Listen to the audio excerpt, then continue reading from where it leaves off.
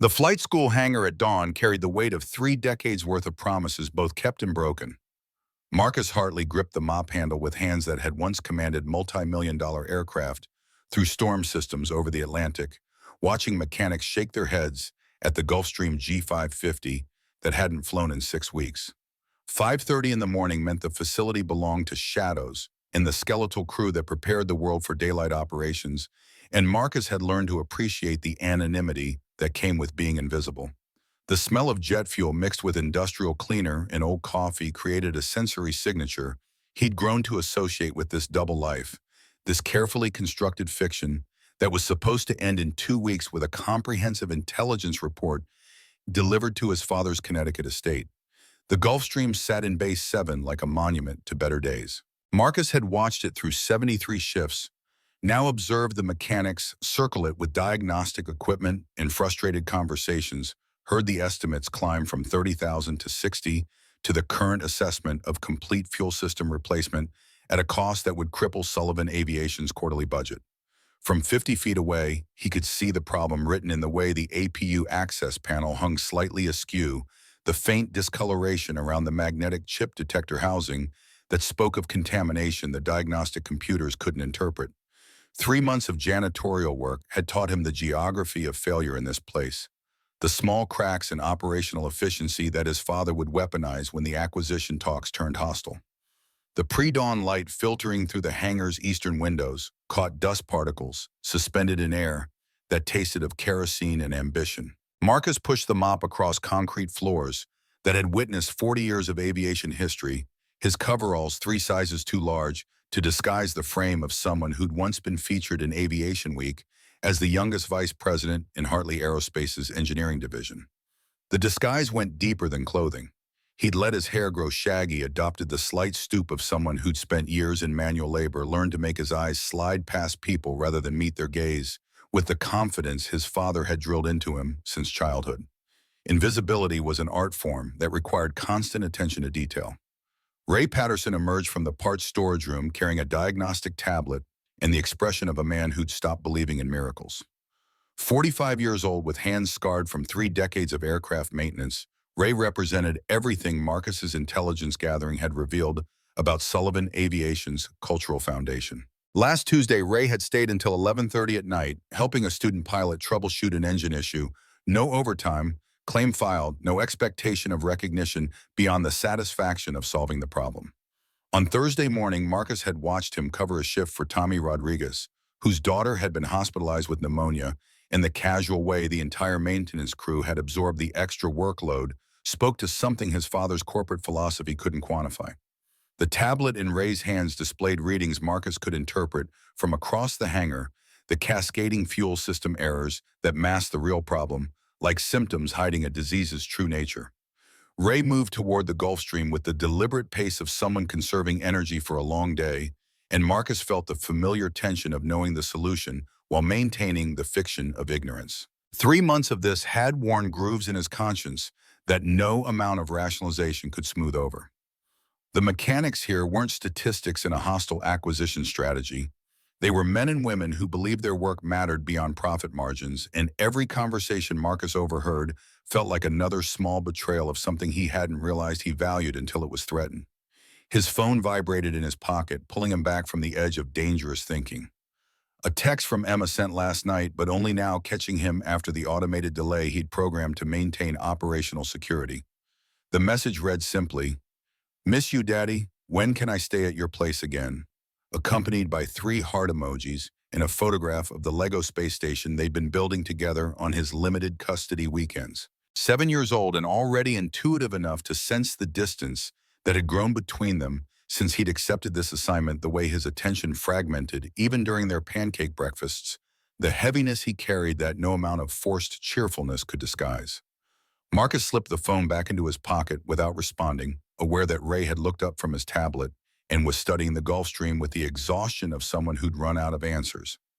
The morning shift change would begin in 40 minutes, bringing the day crew and the administrative staff, and eventually Victoria Sullivan herself, CEO, at 33, an inheritor of a legacy she defended with the fierce pragmatism of someone who'd learned early that sentiment was a luxury reserved for people without quarterly reports to deliver. Marcus had observed her from the careful distance his cover required, noting the way she arrived before anyone else and left after the building had emptied the control she maintained over every interaction, the microscopic cracks in her professional facade that appeared only when she thought no one was watching. The intelligence reports Marcus compiled each evening in the efficiency apartment he'd rented under his cover identity painted a picture of operational vulnerability. Parts ordering ran 3 weeks behind schedule due to a procurement system that prioritized relationships over efficiency. The maintenance staff operated at 87% capacity, perpetually understaffed because Sullivan Aviation paid above market rate and refused to compromise on hiring standards. Software infrastructure dated back to the previous decade functional, but increasingly incompatible with modern diagnostic equipment. The training curriculum emphasized thoroughness over speed, producing excellent pilots at a pace that limited revenue growth. Every weakness was documented with clinical precision, building the case his father would use to justify an acquisition that would gut the company's culture while extracting its valuable assets. What the reports didn't capture was the way instructors stayed late to help struggling students without charging for the extra hours, or how the administrative staff knew every mechanic's family situation and covered for each other during emergencies, or the pride people took in being part of something they believed mattered beyond their paychecks. Marcus had tried to quantify these elements in his early reports, but his father's response had been dismissive. Sentiment wasn't scalable. Culture didn't appear on balance sheets. The only numbers that mattered were the ones that determined acquisition price and post-merger efficiency gains. By the third week of the assignment, Marcus had stopped trying to explain what made Sullivan Aviation different and focused on delivering the cold data his father demanded. The eastern sky shifted from black to deep blue, that liminal moment when night admitted defeat, but day hadn't yet claimed victory. Marcus worked his way toward the Gulf Stream with the mop and bucket, maintaining the appearance of routine while positioning himself to observe when the day shift arrived. The aircraft represented something beyond its technical specifications or its current mechanical failure. According to the employee gossip he'd cataloged, this particular Gulfstream was the first jet Robert Sullivan had purchased when starting the company, kept in service long past economic rationality because it represented the dream that had built everything else. The old man had died 2 years ago, dropping dead during a board meeting, and the whispered conversation suggested his final words had something to do with refusing to sell to corporate raiders who didn't understand what he'd built. Marcus had researched Robert Sullivan during his mission preparation, reviewing public records and industry articles that painted a picture of an idealist who'd somehow survived 40 years in a cutthroat business. Former military pilot who'd started a flight school in 1983 with 2 used Cessnas and a conviction that aviation training should prioritize safety over profit margins. Grew the operation methodically, reinvesting revenue into better aircraft and hiring instructors who shared his values. Resisted multiple acquisition offers over the decades, including 3 from Hartley Aerospace, each rejection becoming more personal as the rivalry calcified into something that transcended business logic. James Hartley had never forgiven Robert Sullivan for building something that refused to be absorbed, and that grudge had eventually landed Marcus in coveralls pushing a mop across hangar floors. The sound of an approaching vehicle pulled Marcus's attention toward the main access road. Still too early for regular staff, which meant either maintenance emergency or something irregular.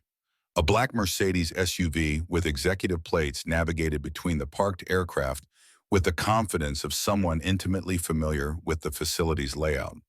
Marcus recognized Victoria Sullivan's vehicle from the 3 previous times he'd observed her arrive before dawn, always alone, always carrying the weight of inherited responsibility that showed in the set of her shoulders before she transformed into the polished CEO the rest of the world saw. She parked near the administrative building, but didn't immediately exit, sitting motionless behind tinted windows in a moment of vulnerability she'd never permit herself in front of employees. Marcus continued his janitorial routine, pushing the mop in slow circles while tracking her in peripheral vision. The intelligence reports characterized Victoria Sullivan as emotionally controlled and strategically competent, but those clinical assessments missed the exhaustion that accumulated around her eyes, the way her hands gripped the steering wheel. Even after she'd turned off the engine, the internal conversation that played out in the minute before she squared her shoulders and stepped into the role that consumed her life. When she finally emerged from the vehicle, the transformation was complete. Navy suit that probably cost more than Marcus's monthly cover salary, hair pulled back in a style that projected authority without vanity, the measured movements of someone perpetually aware of being observed and judged. She carried a leather portfolio that Marcus knew from previous observations, contained printouts of performance metrics and strategic planning documents she reviewed before the rest of the executive team arrived. 33 years old and carrying the weight of 243 employees who depended on her to keep the dream alive, fighting a board of directors who thought grief and loyalty were impediments to sound business decisions. She walked toward the administrative building without glancing at the hangar or acknowledging Marcus's presence, which was exactly what he'd counted on. Invisibility worked both ways. The people you ignored couldn't threaten you, but they also saw you when your guard was down, observed the moments between public performances, cataloged the details that revealed who you were when you thought no one was watching. 3 months of careful observation had taught Marcus more about Victoria Sullivan than any background check could provide. She defended her father's legacy with fierce determination, while quietly modernizing operations he'd built on handshake agreements and personal relationships.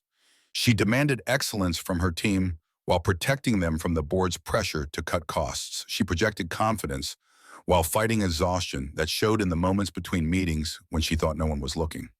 The morning shift began arriving in clusters mechanics and administrative staff, filtering into the facility with coffee cups in the easy familiarity of people who'd worked together long enough to function as a dysfunctional family. Marcus recognized them all, now had learned their names and habits and the casual ways they supported each other that never appeared in the operational efficiency reports he filed with his father. Tommy Rodriguez arrived looking haggard, his daughter finally home from the hospital, but the medical bills already crushing someone who lived paycheck to paycheck. Ray caught him at the time clock, pressed cash into his hand over Tommy's protest, promised it wasn't a loan, but an advance on the poker money Tommy would win back next week.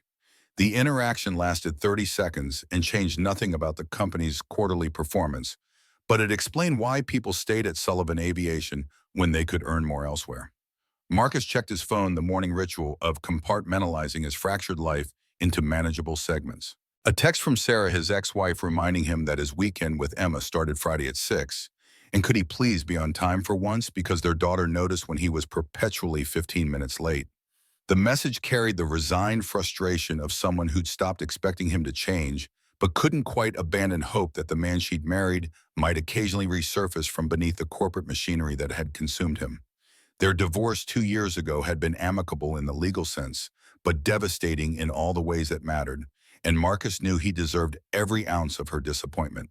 The assignment in Phoenix meant he saw Emma less frequently than the custody agreement specified, another compromise in service of his father's vendetta that he'd rationalized as temporary, even while recognizing the permanent damage accumulating. His father's morning text arrived with Germanic punctuality at exactly 6:30, the same 3-word message James Hartley sent every morning regardless of circumstances.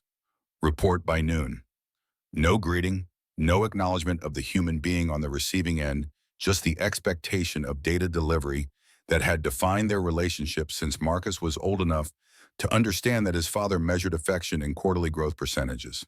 The reports Marcus filed had grown increasingly comprehensive over the 3-month assignment, documenting every operational weakness and strategic vulnerability that could be exploited during acquisition negotiations. Parts supply chain fragility, understaffing in critical departments, antiquated software infrastructure, the widening gap between revenue and operational costs. Each weakness carefully cataloged and analyzed, building toward the moment when James Hartley would sweep in with an offer that looked generous on paper, but effectively dismantled everything Robert Sullivan had built. What Marcus hadn't reported was the growing unease that accompanied each intelligence summary, the cognitive dissonance between the clinical documentation of weakness and the lived reality of watching people who genuinely cared about their work. He'd rationalized the omission as professional objectivity, convinced himself that emotional complications were irrelevant to strategic planning, but the truth was simpler and more troubling. 3 months of observing Sullivan Aviation had forced him to confront questions about what his father was building at Hartley Aerospace and whether he wanted to be part of a legacy defined by acquisition and consolidation rather than creation and innovation. The hangar filled with morning activity as the day shift settled into routine. Ray gathered his mechanics for the morning briefing, reviewing the overnight maintenance log and prioritizing the day's work orders. The Gulfstream sat untouched in Base 7, the expensive failure that everyone had stopped discussing because there were no good solutions that didn't involve money Sullivan Aviation couldn't spare. Marcus had listened to enough conversations to understand the aircraft's symbolic importance beyond its operational value. Robert Sullivan had flown this Gulfstream for decades, taken his daughter up every Sunday morning before the pressures of running a company consumed his schedule, made it a tradition that Victoria clearly treasured based on the way she avoided looking at it now that it was grounded. Marcus positioned himself near the parts storage room, maintaining the appearance of busy work, while staying within observation range of the main hangar floor. The morning briefing concluded with Ray assigning work orders and reminding everyone about the safety training session scheduled for Wednesday. The mechanics dispersed to their respective bays, the symphony of pneumatic tools and diagnostic equipment, creating the industrial soundtrack that had become Marcus's daily accompaniment. He'd learned to find strange comfort in these rhythms, the predictability of routine that stood in sharp contrast to the high-stakes corporate maneuvering that had defined his previous life. His phone buzzed again, this time a call from the Connecticut area code that meant his father had grown impatient with the text message format. Marcus let it ring through to voicemail, knowing the message would repeat the same demand for immediate contact that characterized all of James Hartley's communications. The voicemail notification appeared seconds later, and Marcus deleted it without listening. He'd file the report by noon as expected, maintaining the fiction of dutiful compliance, while nurturing the small rebellion of making his father wait. These minor acts of resistance meant nothing in the larger scheme of power dynamics that defined their relationship, but they represented the last scraps of autonomy Marcus could claim. The administrative building's side door opened, and Victoria emerged no longer alone, but accompanied by 5 people in business attire who carried themselves with the uncomfortable formality of board members conducting official inspection. Marcus recognized 3 of them from his background research. Gerald Morrison, the CFO, whose financial management had somehow kept the company solvent despite mounting pressures. Patricia Chen, former Air Force colonel who joined the board after Robert Sullivan's death. And Michael Bradford, venture capitalist, who'd been pushing for operational changes that would make Sullivan Aviation more attractive to potential buyers. The other 2 were unfamiliar, which meant either new board members or outside consultants brought in to provide the kind of objective assessment that rarely ended well for companies already struggling. Victoria led the group toward the hangar with the controlled energy of someone performing a script she'd rehearsed but not necessarily believed. Her body language projected confidence and competence, but Marcus had learned to read the micro-expressions that revealed her underlying stress. The tightness around her eyes. The way her left hand occasionally touched her portfolio, as if confirming a talisman's presence. The precise calibration of her smile, warm enough to appear genuine, but controlled enough to maintain professional distance. She was performing the role of successful CEO for an audience that had already decided she was too young, too inexperienced, too sentimental to lead a company through the brutal consolidation reshaping the aviation training industry. The group stopped at Base 7, inevitably drawn to the grounded Gulfstream that represented both Sullivan Aviation's history and its current financial vulnerability. Ray noticed their approach and set down his diagnostic tablet, wiping his hands on a shop rag with the resignation of someone who'd delivered bad news enough times to know it never got easier. Victoria introduced Ray to the 2 unfamiliar board members, her voice carrying across the hangar with professional projection that didn't quite mask the underlying tension. The words were too distant for Marcus to distinguish clearly, but the body language told the story. Ray explaining technical problems, Victoria defending maintenance budget allocations, board members exchanging meaningful glances that suggested predetermined conclusions, waiting for a polite moment to surface. Marcus continued his janitorial work, moving closer under the pretense of cleaning duty while cataloging every detail for his noon report. This was exactly the kind of operational theater his father wanted, documented the visible cracks in management confidence that could be exploited during acquisition negotiations. A CEO defending expenditures to skeptical board members. A broken aircraft representing hundreds of thousands in sunk costs. The physical manifestation of sentiment prioritized over sound financial management. James Hartley would dissect this scene with surgical precision, identifying every weakness and calculating exactly how to weaponize it. The conversation near Base 7 grew more animated, Victoria's gestures becoming more emphatic, while maintaining the controlled professional demeanor that defined her public presence. Ray stood with his arms crossed, the defensive posture of someone who knew his technical expertise was being overruled by financial considerations, but lacked the authority to push back. One of the unfamiliar board members circled the Gulf Stream like a predator, evaluating wounded prey, occasionally tapping notes into a tablet that probably already contained conclusions drawn before the inspection tour began. Patricia Chen stood slightly apart from the group, her military background evident in the way she observed without immediately offering opinions, cataloging information for later strategic deployment. Marcus had maneuvered close enough now to distinguish individual voices. Ray's rough explanation of the diagnostic challenges layered beneath Victoria's more polished presentation of technical complexity to people who clearly didn't care about nuance. The words that emerged in fragments painted the expected picture: fuel system corruption, estimated repair costs climbing toward $200,000 timeline, stretching to 8 weeks minimum, and the brutal calculus that made scrapping the aircraft more financially sound than restoration. Each technical detail landed like a small defeat, chipping away at Victoria's defense of preserving her father's legacy against the cold mathematics of quarterly performance requirements. Gerald Morrison, the CFO, spoke with the careful precision of someone who'd spent months preparing this moment. His words reached Marcus clearly now, the practiced delivery of financial realism wrapped in sympathetic tone. The maintenance budget was already overstretched. 3 other aircraft required critical service that couldn't be deferred. Insurance costs kept climbing while revenue projections remained flat.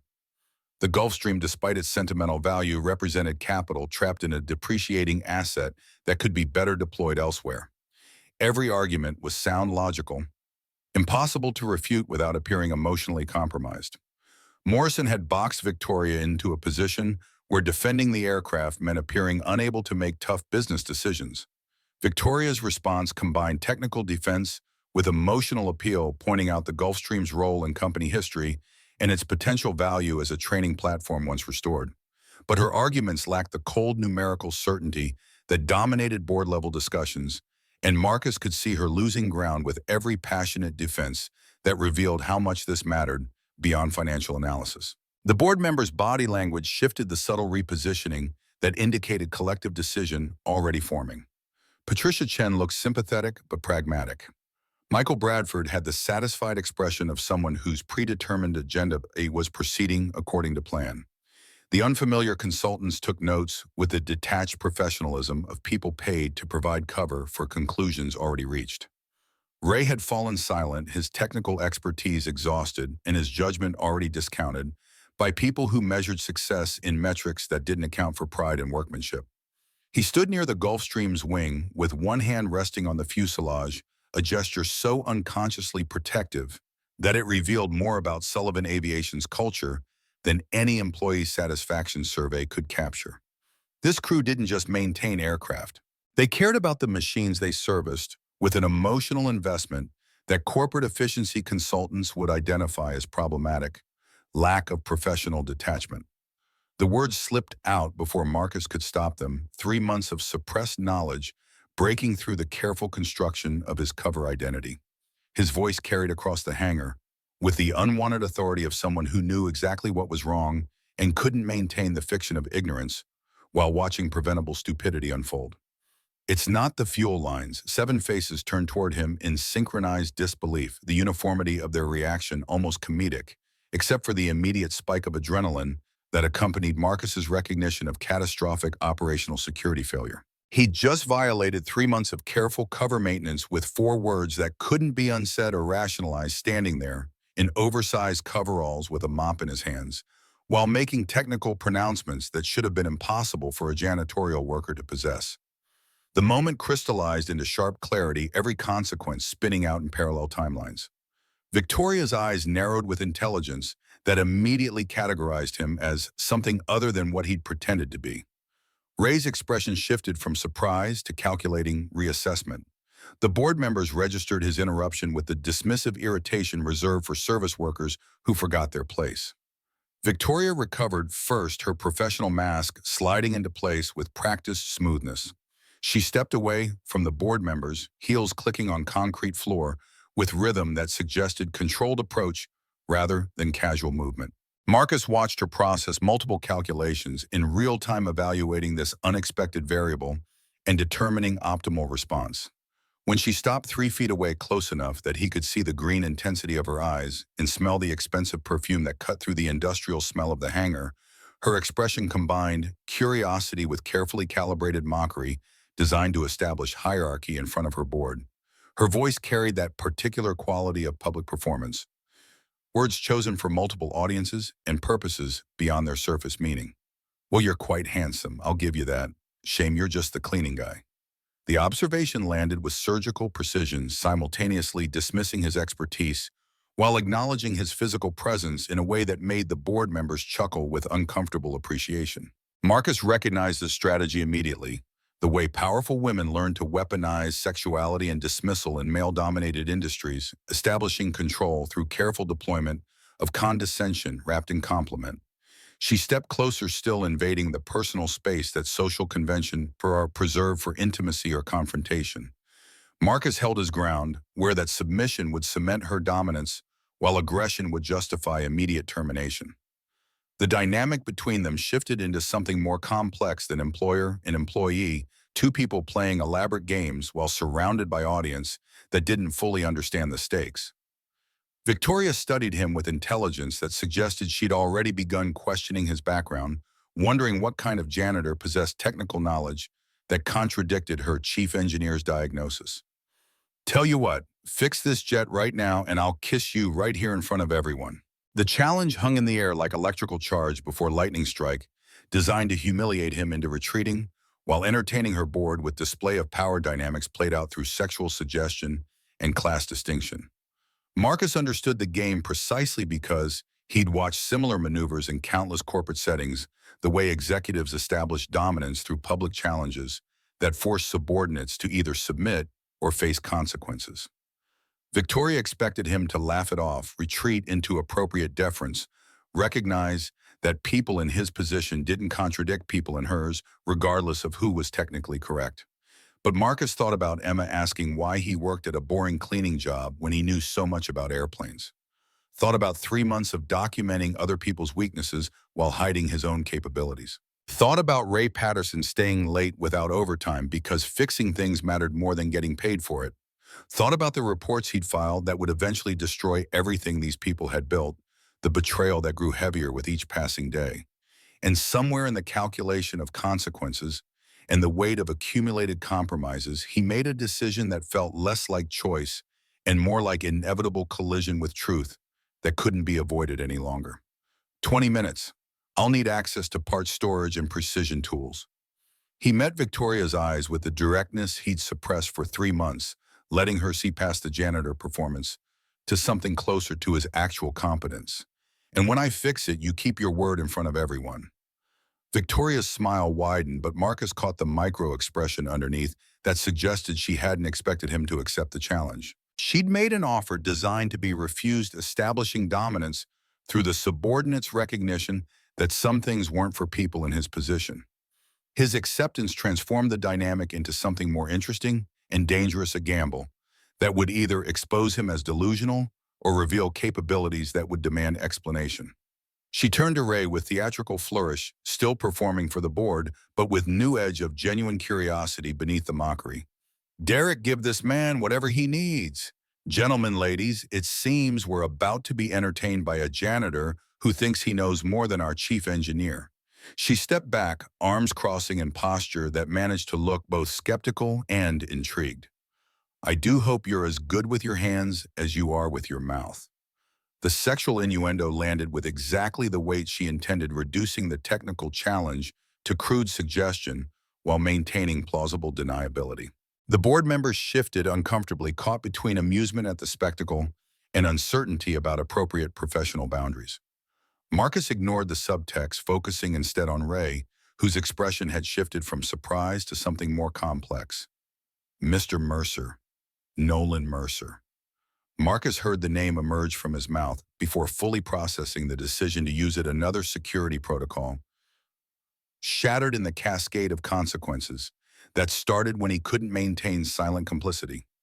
Using his real surname meant Victoria could research his background, connect him to Hartley Aerospace, unravel the entire intelligence operation he'd spent 3 months constructing.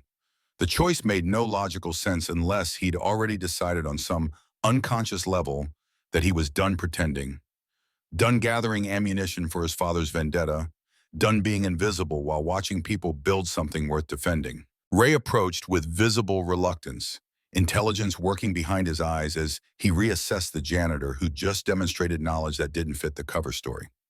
You really think you know what's wrong with her?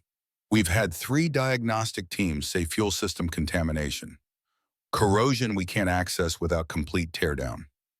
The question contained genuine professional curiosity beneath the skepticism, one technician to another inviting Marcus to prove he understood what he was talking about. They're looking at the wrong place. Marcus spoke with the quiet confidence of someone who didn't need to convince anyone because the technical truth would speak for itself. It's the auxiliary power unit's magnetic chip detector, giving false readings. Metal contamination in the APU oil triggers the fuel flow sensor shutdown. Clear the contamination, reset the detector, she'll fire right up.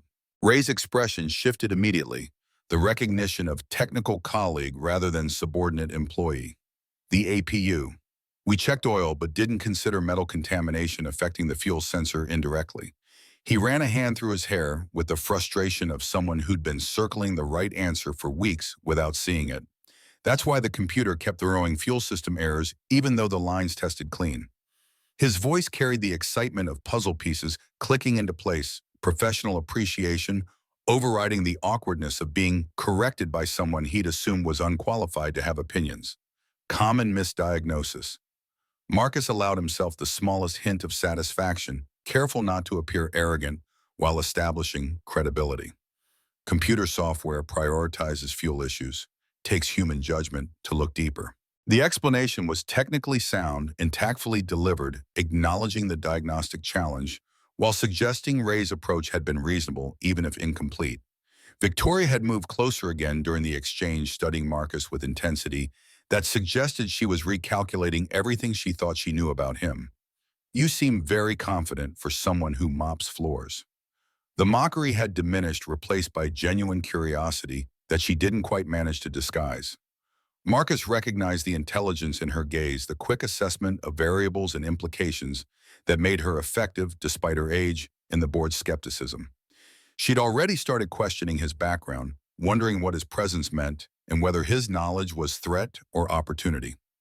Everyone's got a story, Marcus replied, deliberately vague while acknowledging the question beneath her observation. Mine's just longer than most people ask about. He turned to Ray, shifting the conversation back to immediate practicalities. Parts storage. The request was simple but carried implicit authority that made Ray respond automatically, leading him toward the storage room. While Victoria watched with expression Marcus couldn't quite interpret. The next 20 minutes unfolded with the focused intensity of surgery performed before skeptical audience. Ray unlocked the parts cabinet with combination Marcus had observed him enter 17 times over 3 months, but had never needed to use until now.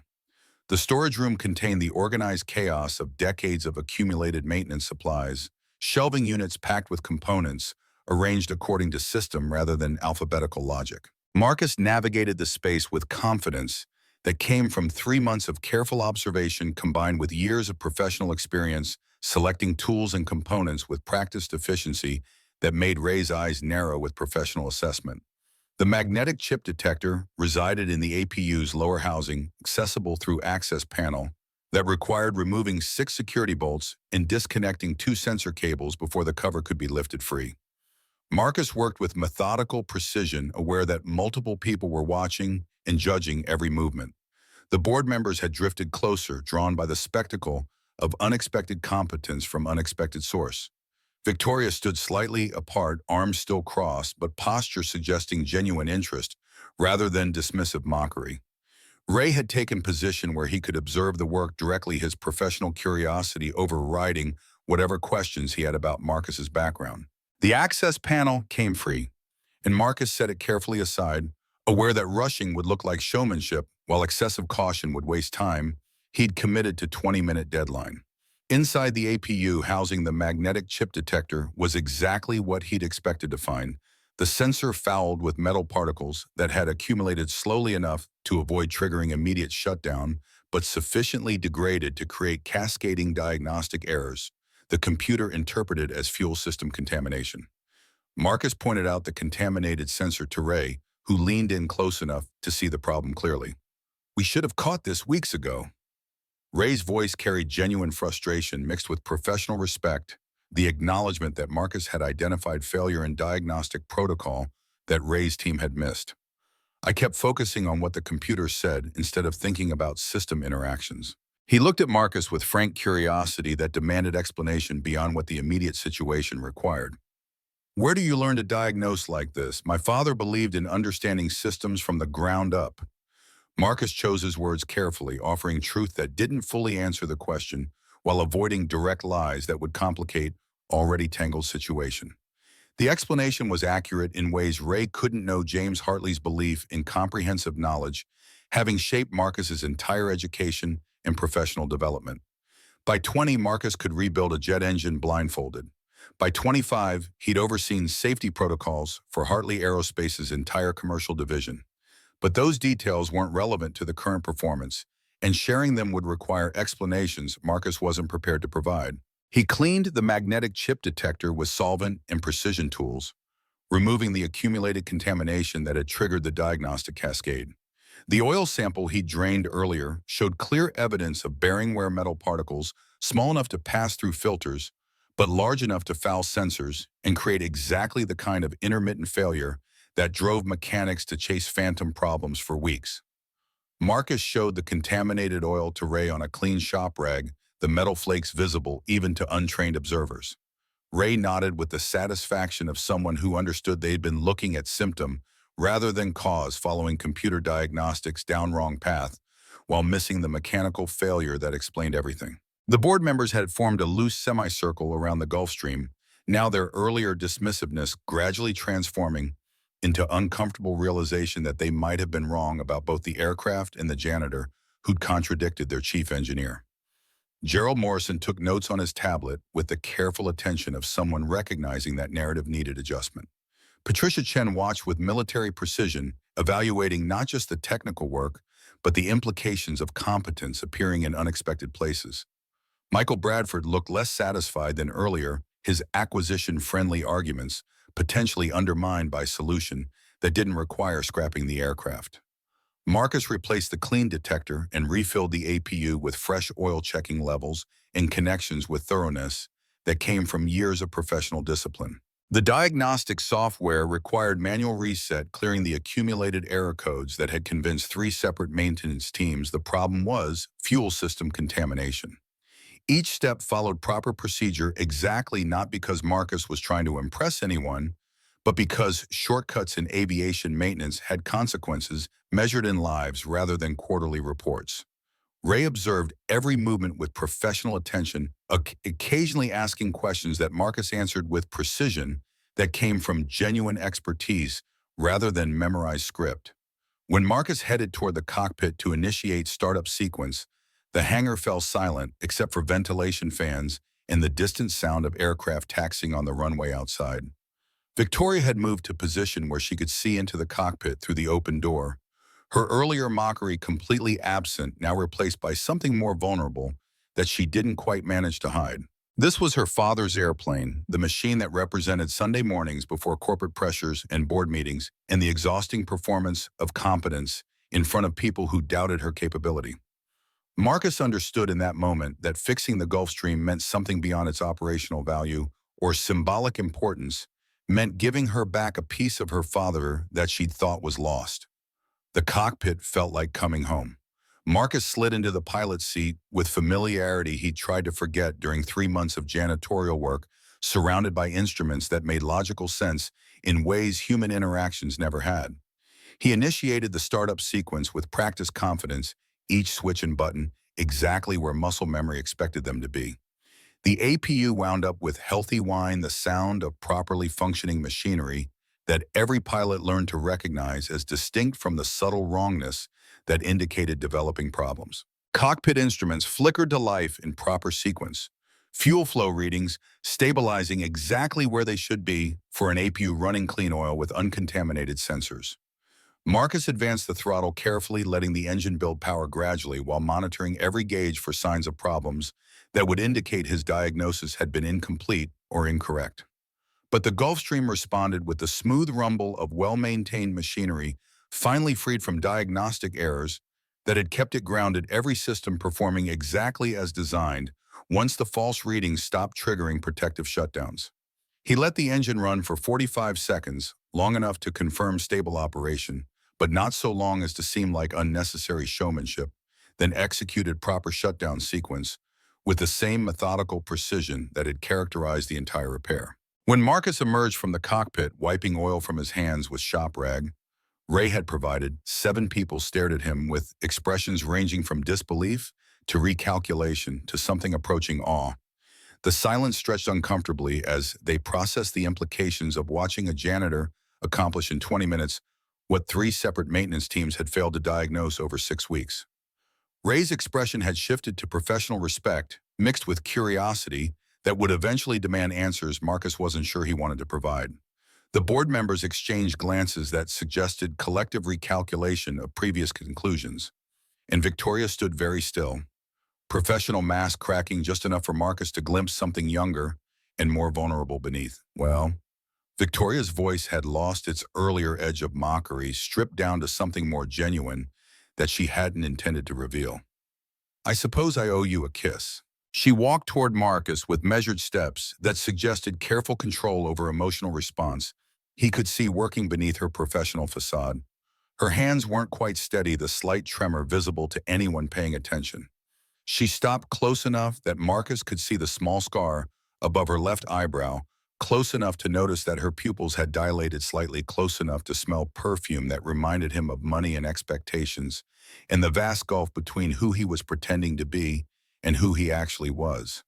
Her eyes held his with intensity that made the kiss into something more than performance for the board members who were definitely paying attention now.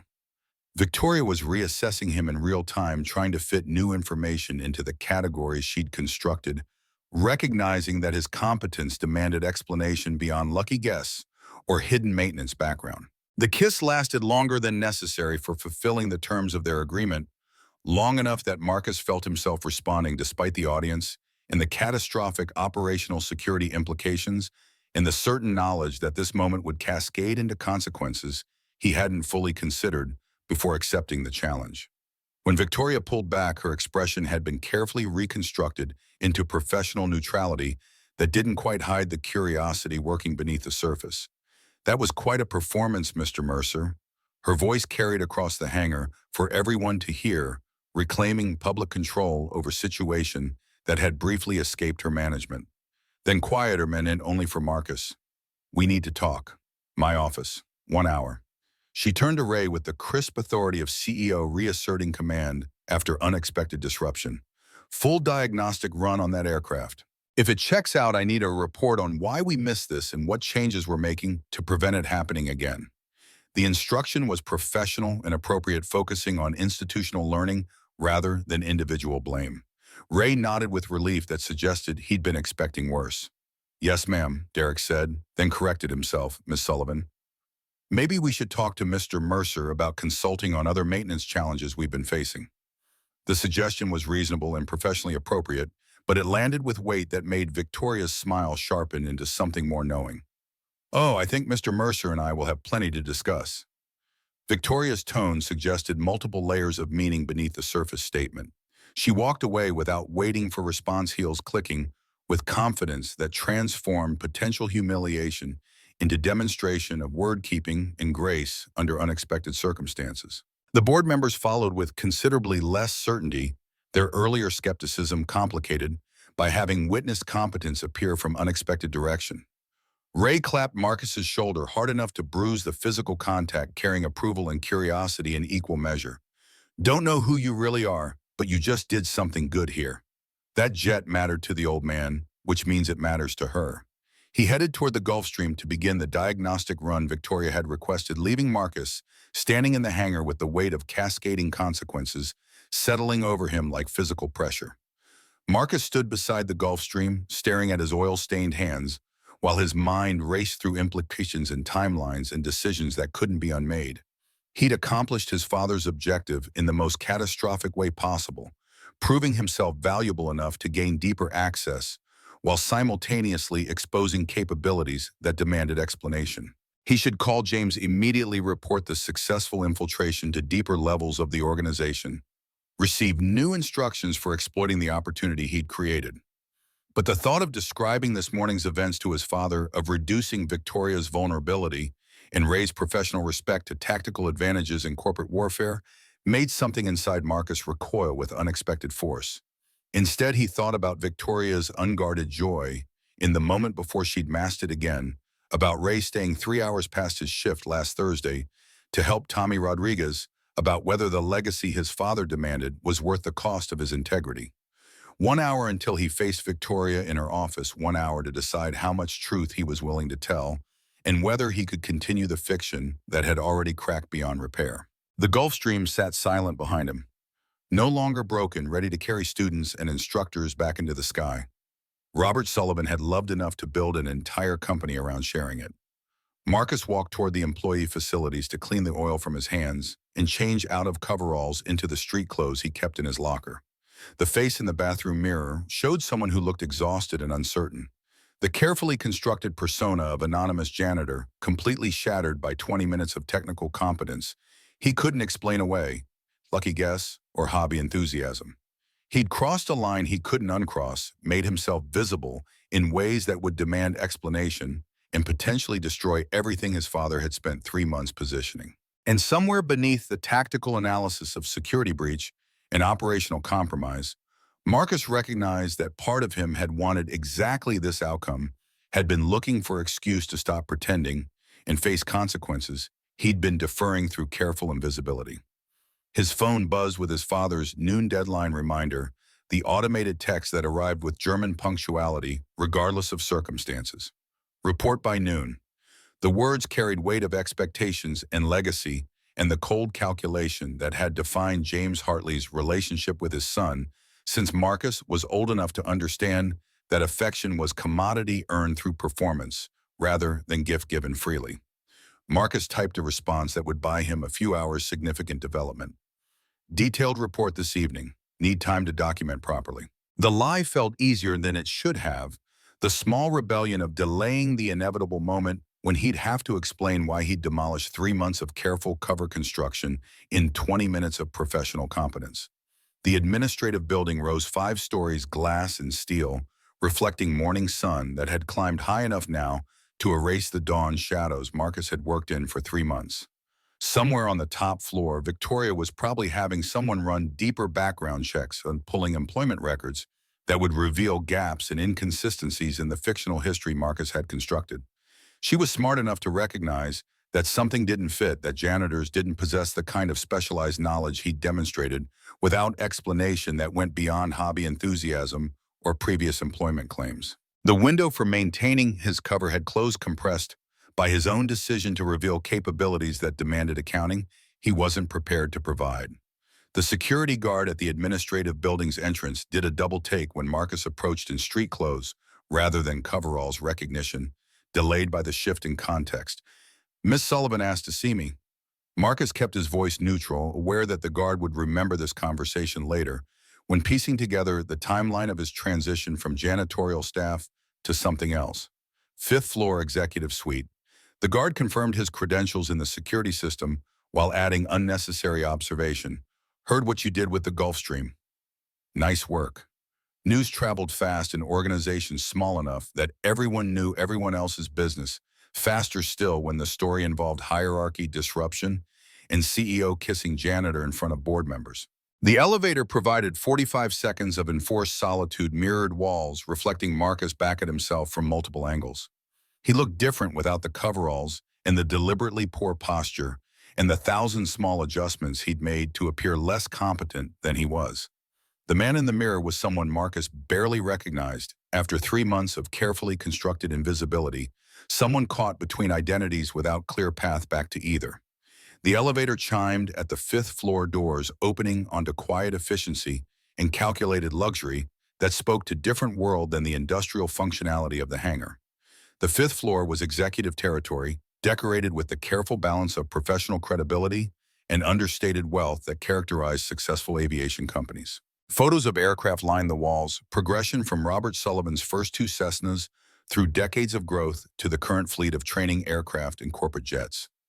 Reception area featured leather furniture and aviation magazines artfully arranged on glass tables, the curated environment designed to project success and stability to clients and investors.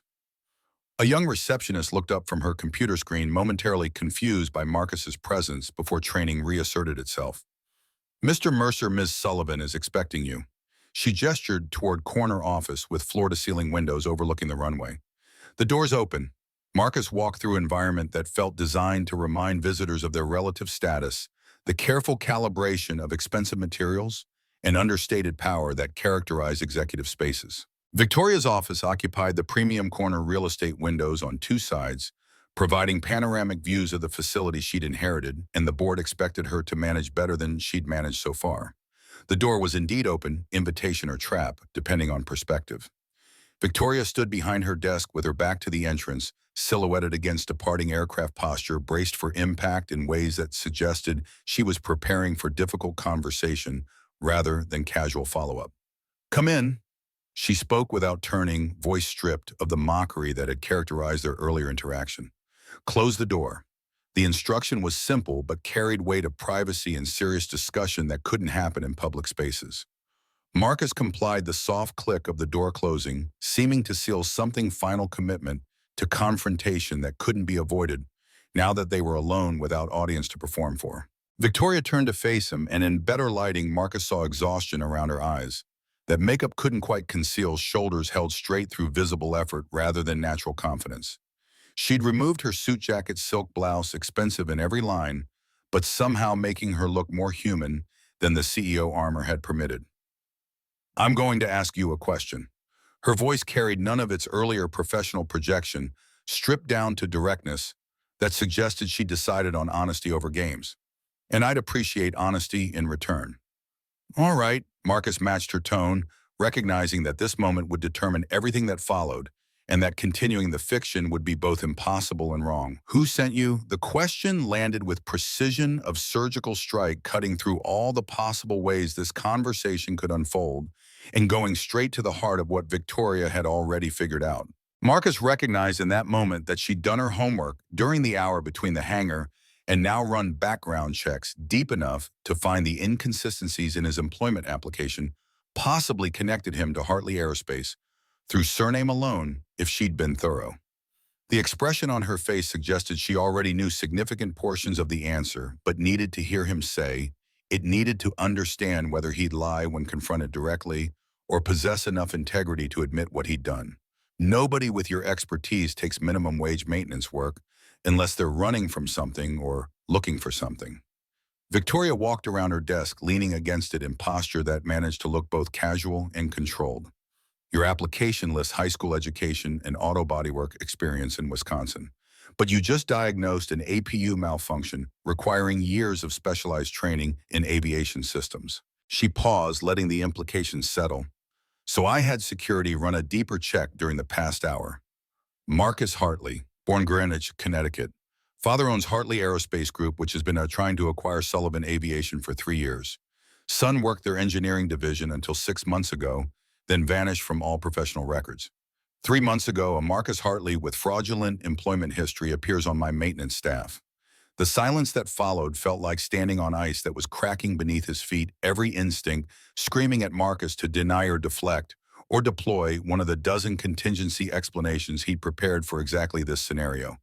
But looking at Victoria's face, seeing the intelligence and hurt beneath the professional anger, seeing the way betrayal had layered itself over the curiosity she'd shown in the hangar, Marcus couldn't add another lie to the accumulated weight of deceptions. The truth would destroy whatever chance he had of maintaining his mission, would end his relationship with his father in ways that couldn't be repaired, would force him to choose between loyalty to family and integrity that had eroded so gradually he hadn't noticed until it was almost gone. "He sent me to gather intelligence." Marcus spoke quietly, each word feeling like step off cliff without knowing how far the fall would be. Operational weaknesses, maintenance protocols, anything that would be helpful when acquisition talks turn hostile. I've been documenting everything for 3 months. Inefficient parts ordering, understaffed shifts, outdated software, building a case for why you'd be better off under Hartley management. Victoria's face went through several expressions in rapid succession, settling finally on controlled fury that didn't quite mask the deeper hurt beneath. And did you find what you were looking for? Her voice remained level through visible effort, the kind of control that came from years of managing emotions in professional settings where vulnerability meant weakness. Yes, Marcus saw no point in softening the truth now that he'd started telling it. Your procurement protocols are inconsistent, parts ordering has 3-week delays that bleed money. Mechanics are overworked cutting corners because they're loyal enough to stay, but stretched too thin to maintain proper standards. Your executive team spends more time managing board perceptions than fixing operational problems. He watched each observation land like physical blow. I documented all of it.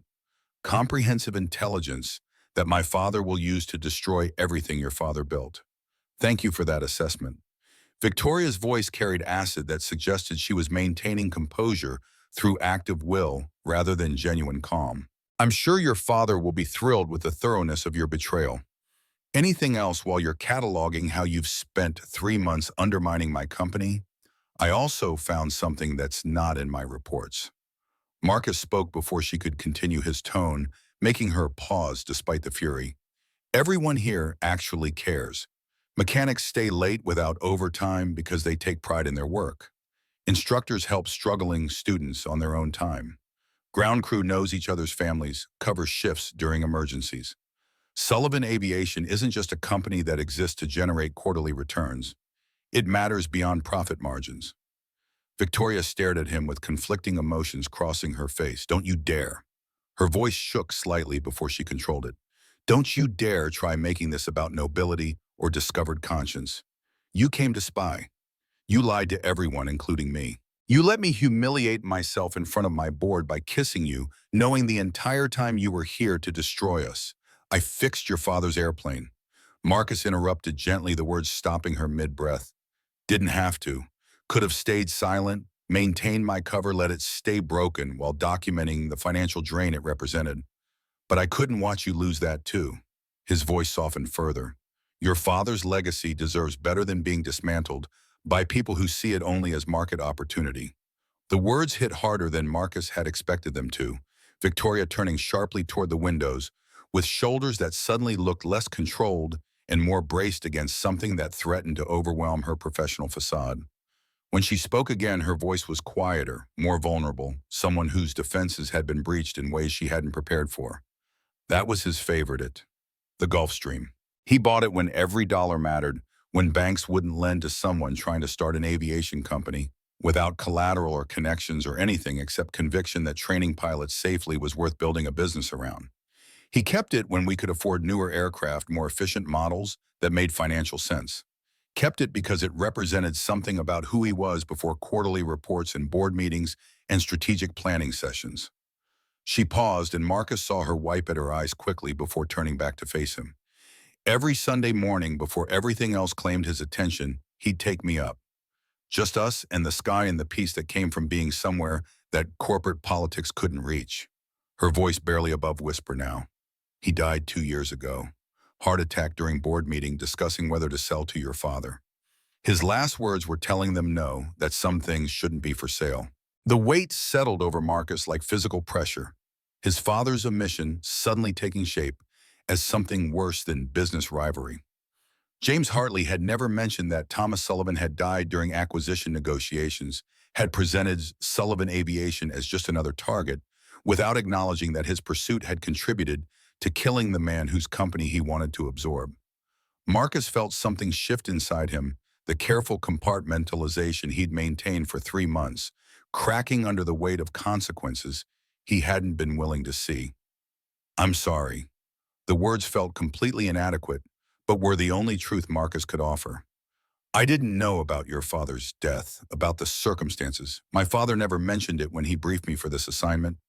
He paused, recognizing how hollow the explanation sounded. That doesn't excuse what I've done. But I truly didn't know, no, because your father doesn't care. Victoria's voice strengthened with anger that felt cleaner than the hurt underneath. Doesn't care that my father built this company believing aviation should be more than profit extraction. Doesn't care that we employ 243 people depending on us for their livelihoods. Doesn't care that I've spent 2 years trying to honor what he built while staying competitive in market that rewards ruthlessness over everything else. She stepped away from the windows, reclaiming space and authority. All your father cares about is acquiring us, absorbing our assets, erasing what made us different, converting our culture into efficiency metrics and quarterly growth targets, turning something built on caring about people into another division of Hartley Aerospace, where people are resources to be optimized or eliminated based on spreadsheet calculations. You're right, Marcus said simply, the admission surprising both of them. About my father, about the strategy, about all of it. He'd use everything I learned to destroy what your father built and sleep fine at night. Because that's business. That's how empires are built. That's what success looks like in the world he inhabits.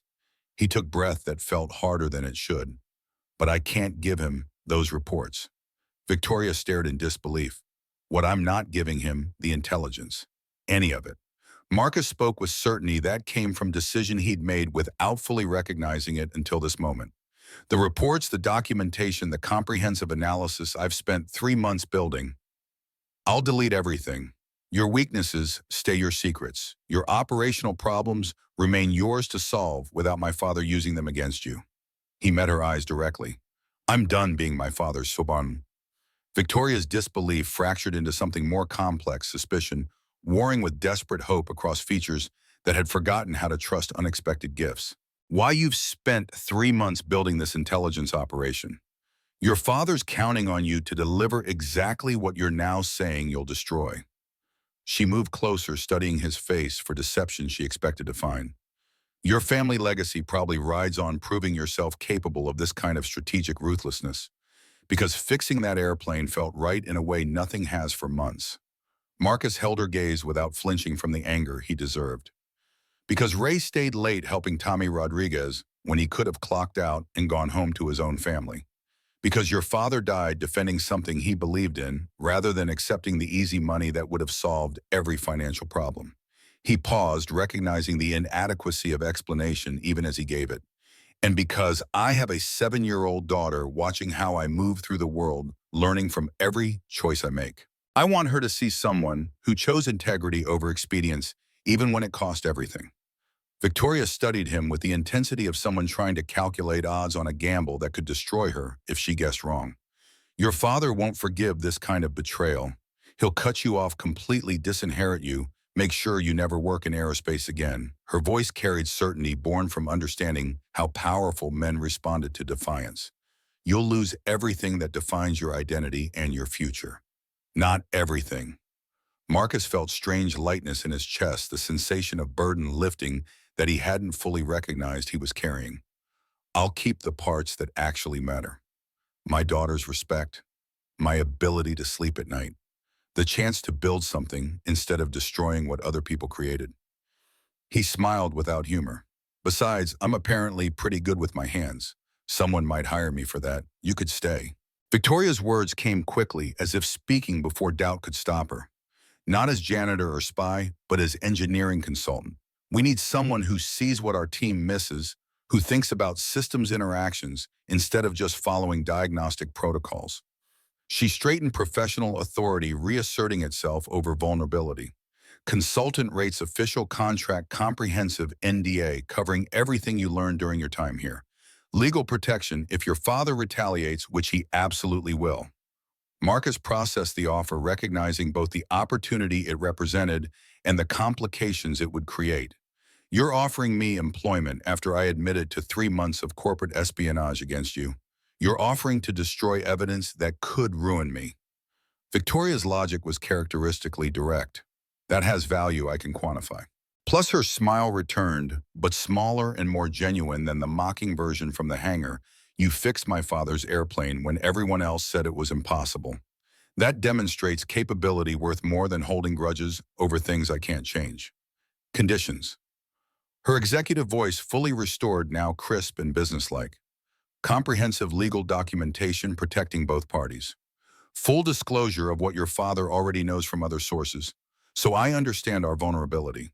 You help us fix the operational weaknesses you identified, make us stronger instead of exploitable. She hesitated slightly before continuing.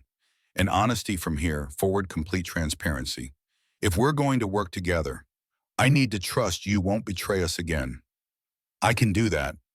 Marcus recognized the lifeline being offered and the impossibility of accepting it without first burning bridges that couldn't be rebuilt. But I need to tell my father first, face to face.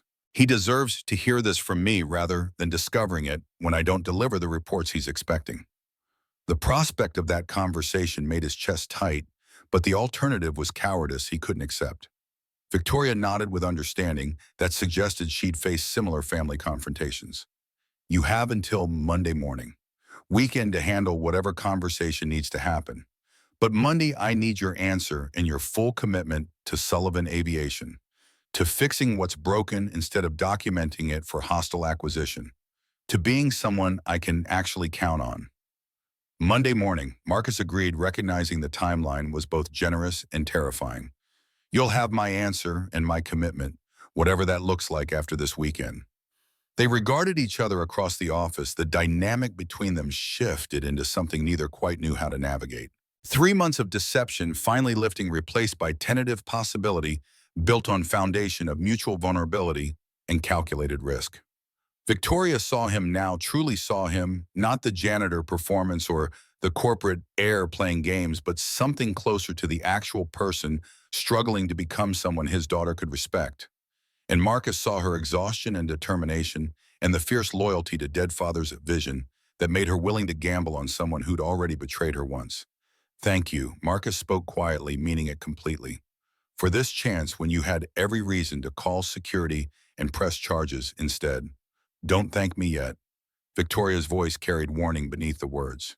You still have to face your father and tell him you're choosing integrity over inheritance. That conversation won't end well, and we both know it. She pulled business card from her desk, writing on the back with elegant script. My personal number. If things go badly, and they probably will, call me. I've had difficult family conversations about legacy and expectations. Sometimes it helps talking to someone who understands the weight. Marcus took the card, feeling the gesture's significance beyond the practical information it conveyed. I'll let you know how it goes. He moved toward the door, then paused with hand on the handle. And Victoria, he used her first name, deliberately establishing different relationship than employer and employee. Your father would be proud of how you've protected what he built. Not just the profit margins, but the culture, the way people care about their work and each other. That's harder to maintain than quarterly growth, and it matters more. Her eyes brightened with tears she refused to let fall, professional control reasserting itself through visible effort. Get out of here before I change my mind about being generous. Her voice rough with emotion she wouldn't acknowledge. And Marcus, don't make me regret trusting someone who's already proven he's capable of sustained deception. I won't. Marcus promised, walking out with the sense of having shed strangling skin, emerging into something more authentic, even if more uncertain. The weekend stretched ahead like chasm he'd have to cross without knowing what waited on the other side. Saturday morning arrived with the weight of decisions that couldn't be deferred any longer. Marcus drove toward Connecticut through pre-dawn darkness, his hybrid sedan feeling inadequate for the journey ahead as highway miles accumulated beneath tires that hummed with monotonous rhythm. The Hartley estate occupied 12 acres of Greenwich waterfront mansion built on aerospace money and maintained through relentless expansion that had consumed his father's entire adult life. Marcus had grown up in that house, learned to walk in its marble foyer, absorbed lessons about excellence and winning at any cost from a man who measured love in quarterly performance metrics. He arrived as sunrise painted the sky in shades that reminded him of cockpit views from 35,000 feet, beauty that existed independent of human ambition or corporate warfare. The estate's gates opened automatically, recognizing his vehicle from security system that tracked every entrance and departure. Marcus drove the familiar circular driveway, parking near the front entrance where fountains still ran despite the November cold, James Hartley's monument to the idea that some displays of wealth were worth maintaining regardless of practical considerations. Through tall windows, Marcus could see his father in the library, working even on Saturday morning, because rest was weakness and competitors never stopped pursuing advantage. James Hartley sat behind mahogany desk that had belonged to his grandfather. Silver hair and rigid posture, speaking to discipline that had shaped 3 generations of successful men who'd sacrificed everything soft in pursuit of empires that would outlast them. The library walls held aviation photographs and industry awards, the carefully curated record of achievements that defined James's identity more completely than family or relationships or anything that couldn't be quantified in market share and revenue growth. Marcus walked through the unlocked front door, his childhood muscle memory navigating toward the library without conscious thought. His father looked up from whatever document he'd been reviewing, expression cycling through surprise and annoyance, before settling into the calculating assessment that characterized how James approached every interaction. Finally, his voice carried the aristocratic authority he'd cultivated, the accent that suggested old money, even though the Hartley fortune was only 3 generations deep. Your silence has been unacceptable. I've been trying to reach you for 2 days without response. He gestured toward leather chair positioned slightly lower than his own subtle power dynamic that Marcus had internalized before understanding its purpose. Sit down and tell me Sullivan Aviation is ready to fall. Tell me you've built the case that will let us acquire them for pennies on the dollar when their board finally recognizes they're drowning. James leaned forward with anticipation that made Marcus's stomach twist. Tell me my son has finally proven himself capable of the strategic ruthlessness this industry demands. I'm not giving you the reports. Marcus remained standing, refusing the choreographed subordination his father had designed into the furniture arrangement. I've deleted everything. 3 months of intelligence, gathering operational analysis, comprehensive documentation of their vulnerabilities. All of it's gone. Sullivan Aviation's weaknesses stay theirs to address without you weaponizing them. Silence built like pressure before explosion, his father's face cycling through confusion and disbelief before settling into cold fury that Marcus had seen deployed against competitors and subordinates, but never directed at him with this intensity. Explain why you're sabotaging 3 months of carefully planned strategic intelligence gathering. His voice dropped to dangerous quiet. Explain why you're throwing away tactical advantage that took significant resources to position. Explain why you're betraying the family business that gave you everything you are. Because it's wrong. Marcus spoke with simplicity that made the explanation sound almost naive. Sending me undercover to spy on competitors was wrong. Gathering intelligence through deception was wrong. Planning to use that information to destroy a good company was wrong. He met his father's gaze without flinching. I won't be part of it anymore.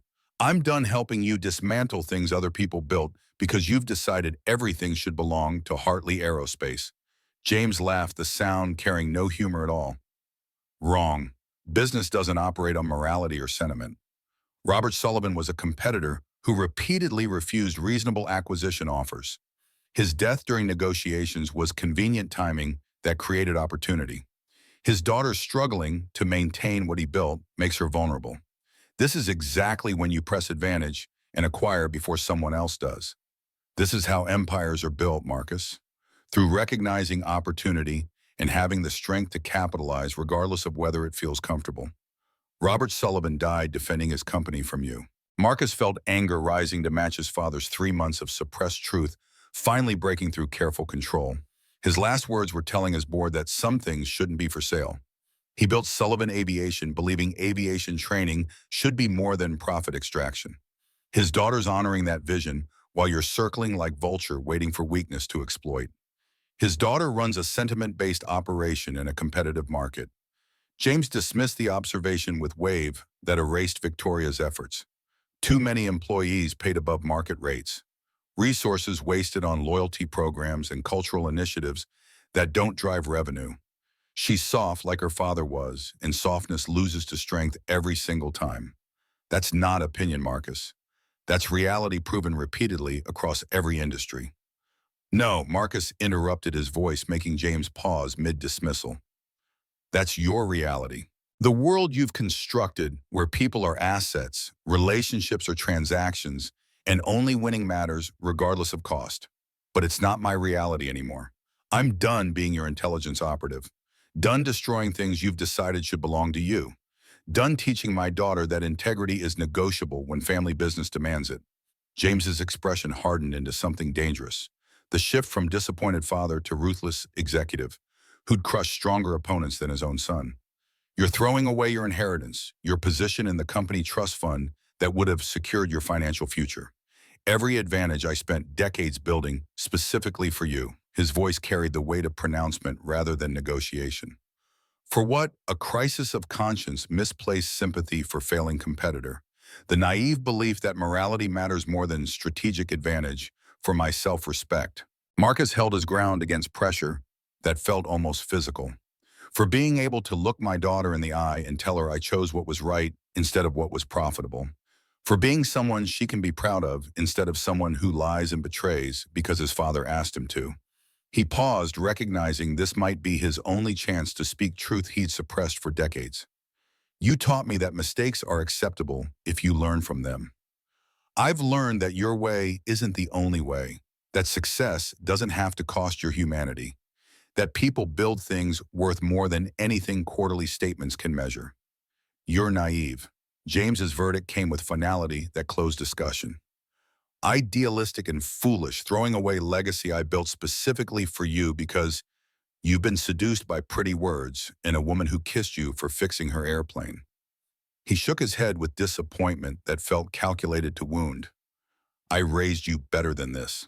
Taught you to see clearly, to understand that business requires difficult choices. That sentiment is expensive luxury that leads to failure. You taught me excellence. Marcus acknowledged the parts that remained true. You taught me competence and precision. You taught me that mediocrity was unacceptable and that details mattered.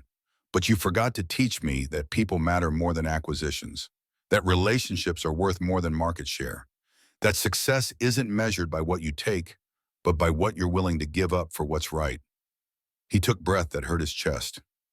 You said that once, when I was 12 before Mom died, before the company became everything, before you traded humanity for market dominance and convinced yourself that building empire honored her memory. But she wouldn't have wanted this version of you, Dad. Wouldn't have wanted you to become someone who sends his son to spy on competitors, who sees every relationship as transaction, who can't remember the principles he once believed mattered. Don't bring your mother into this. James's voice carried real anger beneath the cold control the wound Marcus had deliberately pressed. I haven't betrayed anyone.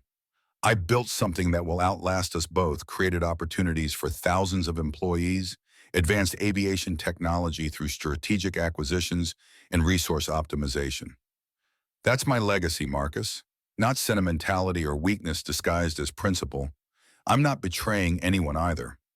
Marcus felt clarity settling over him despite the pain of severing connections that couldn't be repaired. I'm choosing a different path where I can sleep at night, where I can teach my daughter integrity instead of expedience, where I don't drown in lies accumulated in service of someone who can never be pleased regardless of what I sacrifice. He moved toward the door, recognizing that staying would only extend pain without changing outcome. I'm taking a consulting position with Sullivan Aviation, helping them fix the problems I identified, making them stronger instead of documenting their weakness. Yes, I know what that means for my inheritance, my position at Hartley Aerospace, our relationship. I'm choosing it anyway because it's the first decision in years that feels right. Then you're no longer part of this family, James spoke with deliberate coldness, pronouncement, rather than threat. Effective immediately, you're removed from all positions at Hartley Aerospace. Trust fund frozen, shares forfeited. Legal team will handle the documentation. He paused, letting the weight settle. You'll receive nothing from me now or in my will. Walk out that door, and you walk out with nothing except your misguided principles. Not nothing. Marcus felt something loosen in his chest despite the pain. I'm walking out with my integrity, with being someone my daughter can respect, with building something for myself instead of inheriting something I don't believe in. He paused at the doorway, turning back one last time. I'm sorry, Dad. Sorry I can't be the son you wanted, the instrument of your revenge against Robert Sullivan. But I'm not sorry for choosing this. It's the first choice in years that feels like I'm becoming someone worth being. He walked out without waiting for response that wouldn't come anyway. His father's silence feeling final in ways that words couldn't have achieved. through the hallway with aviation photographs documenting James Hartley's rise, past the foyer where Marcus had learned to walk under his mother's patient guidance before cancer had taken her and left his father alone with ambition that consumed everything else, into cold morning air that smelled like freedom and loss in equal measure. Marcus sat in his car, hands shaking on steering wheel while adrenaline drained and left exhaustion in its wake. He'd burned the bridge, completely chosen integrity over inheritance in ways that couldn't be walked back. The decision should have felt triumphant, the hero's moment of choosing right over easy. Instead, it felt hard and frighteningly uncertain, the cost of principle proving higher than abstract morality suggested it should be. His phone buzzed, Victoria's text arriving with timing that suggested she'd been waiting to hear from him. "How did it go?"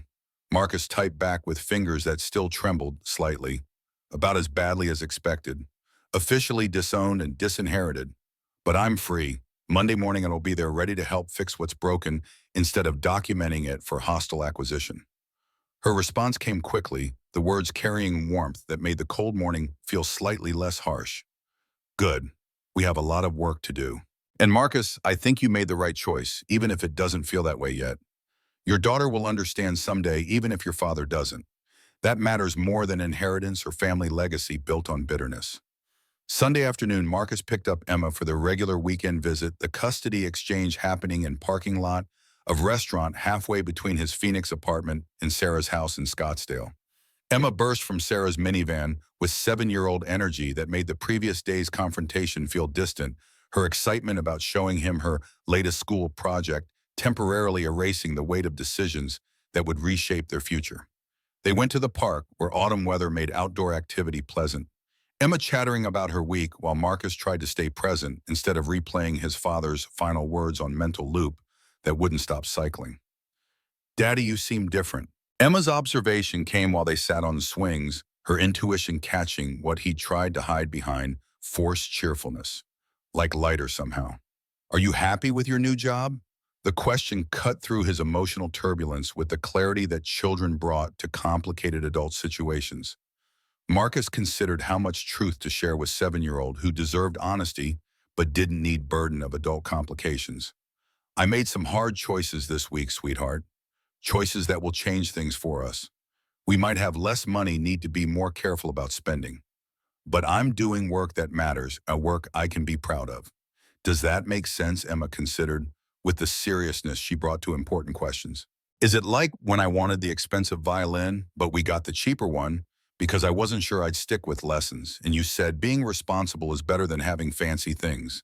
Her ability to find applicable metaphors made Marcus's chest tight with love and pride. Exactly like that. Being responsible and making right choices even when they're hard, choosing what matters over what's easy. He pulled her close, grateful for unconditional love he didn't deserve. "Even if we have less money, we'll be okay. Your mom says money doesn't make people good anyway. What makes people good is choosing integrity when it costs something." "Then I'm proud of you." Emma wrapped small arms around his neck with fierce certainty.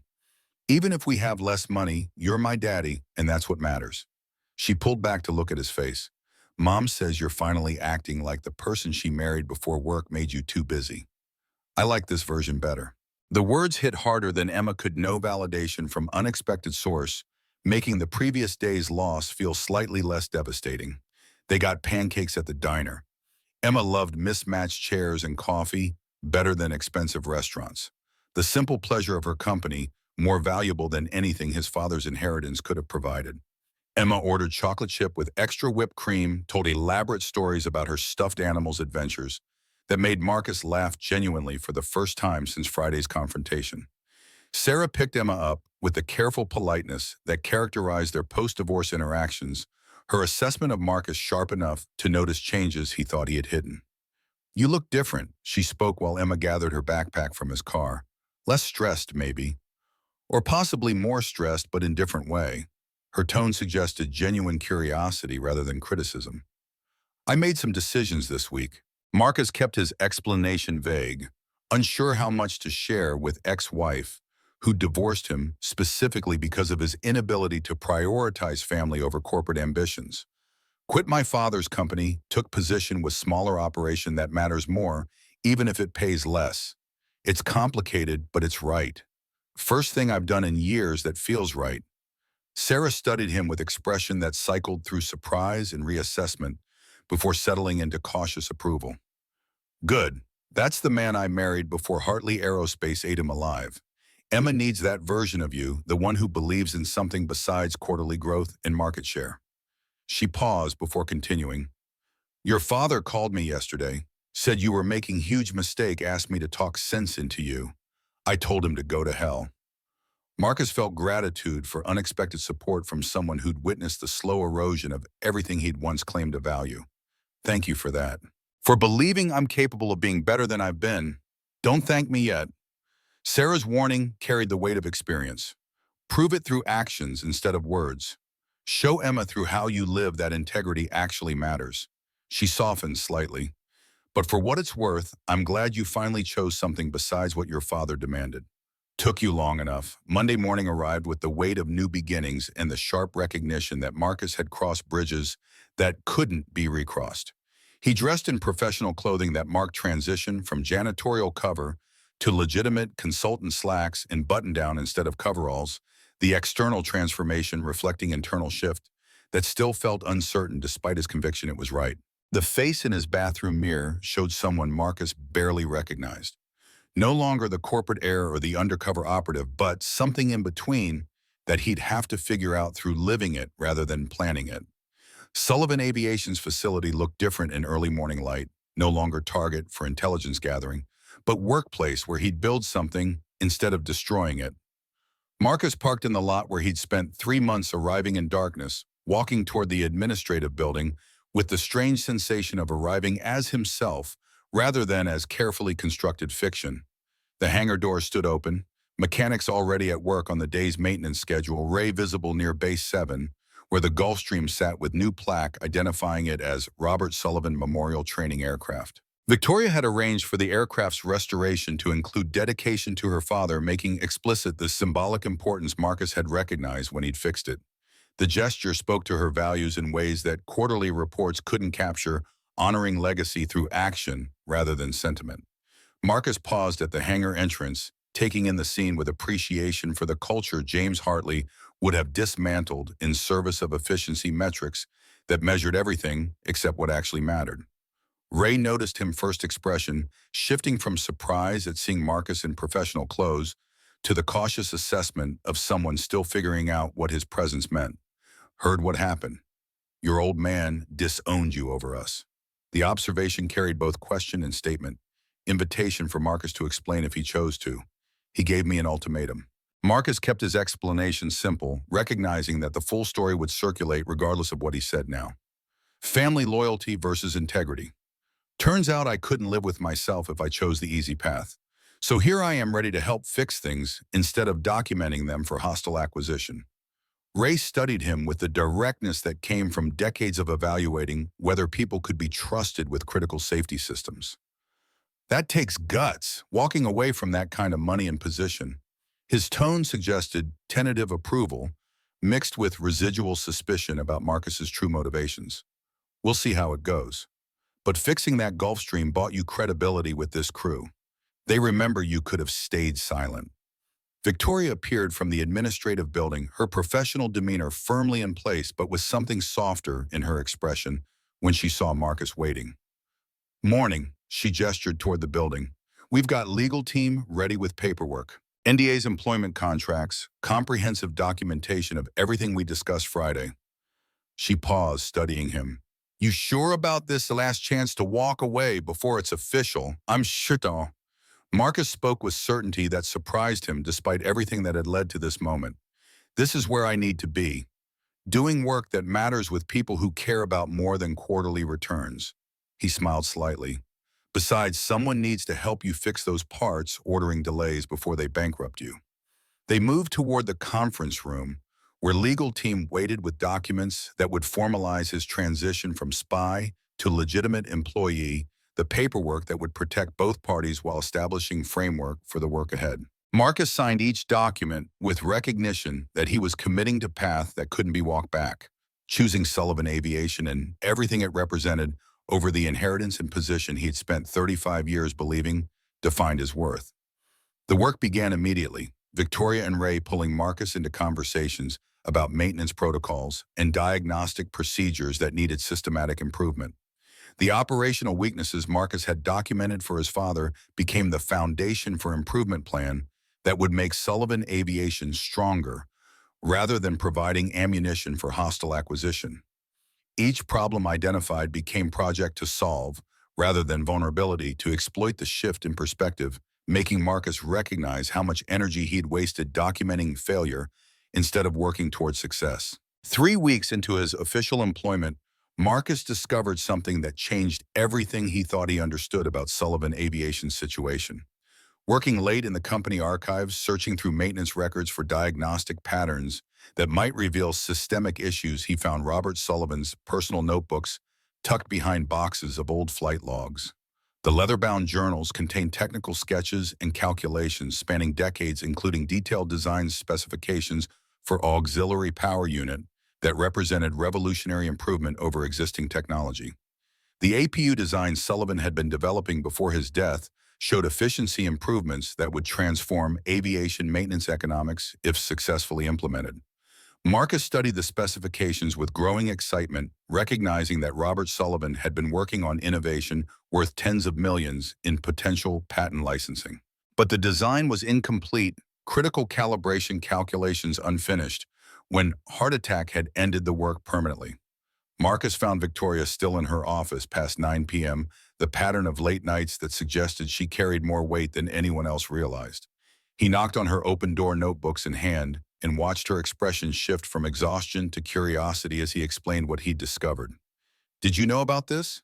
He spread the design specifications across her desk, pointing out the revolutionary elements that made Sullivan's APU design potentially industry-changing. Victoria touched the notebooks with reverence that spoke to how much her father's work still meant. "My father's pet project. He spent years on it, always believed he was close to breakthrough that would revolutionize auxiliary power efficiency." She looked up at Marcus with exhaustion that carried deeper weight. "But it's incomplete. He died before finishing the calibration work that would make it viable for production. I've kept the notebooks, but never had the technical expertise to determine if his design was actually brilliant or just wishful thinking." "It's brilliant." Marcus spoke with certainty that came from years of engineering experience. "This design could reduce APU fuel consumption by 45% while extending maintenance intervals by 60%. If we can finish the calibration work and get this to patent stage, the licensing revenue alone could transform Sullivan Aviation's financial position. This is worth tens of millions, Victoria. This is how you save the company without selling to my father or anyone else." Her expression shifted through hope and calculation before settling into something darker that made Marcus's excitement fade. "There's something I need to tell you about why we're really struggling, why the board's been pushing so hard for sale or significant operational changes." She gestured toward a chair, her body language suggesting difficult conversation ahead. "Sit down. This is complicated and it's not good news." Victoria's hands trembled slightly as she pulled a folder from her desk drawer, the kind of physical tell she never permitted herself in professional settings. "What I'm about to share stays between us until I decide otherwise."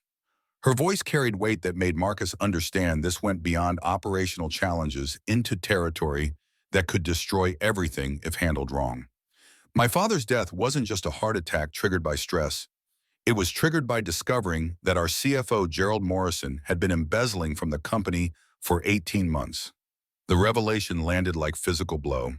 Marcus leaning forward to study the documentation Victoria spread across her desk. Bank statements showing systematic fund transfers. Accounting entries that disguise theft as legitimate operational expenses. A pattern of financial manipulation sophisticated enough to escape detection until Robert Sullivan had noticed discrepancies 3 days before the fatal board meeting. $2.3 million stolen over 18 months, drained from operational budgets and maintenance reserves in amounts calibrated to avoid triggering automatic alerts.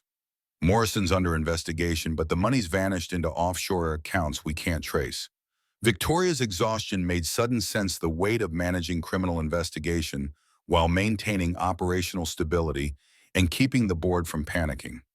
"I've been covering the shortfalls, personally liquidating my inheritance and mortgaging everything I own to keep us solvent while the legal process crawls forward. The board doesn't know how bad it is. If the full financial picture goes public, we'll have vultures circling within hours. Marcus studied the documentation with growing understanding of why Victoria had been so desperate to avoid expensive repairs, why the parts ordering ran behind schedule, why every operational decision seemed calculated to preserve cash flow.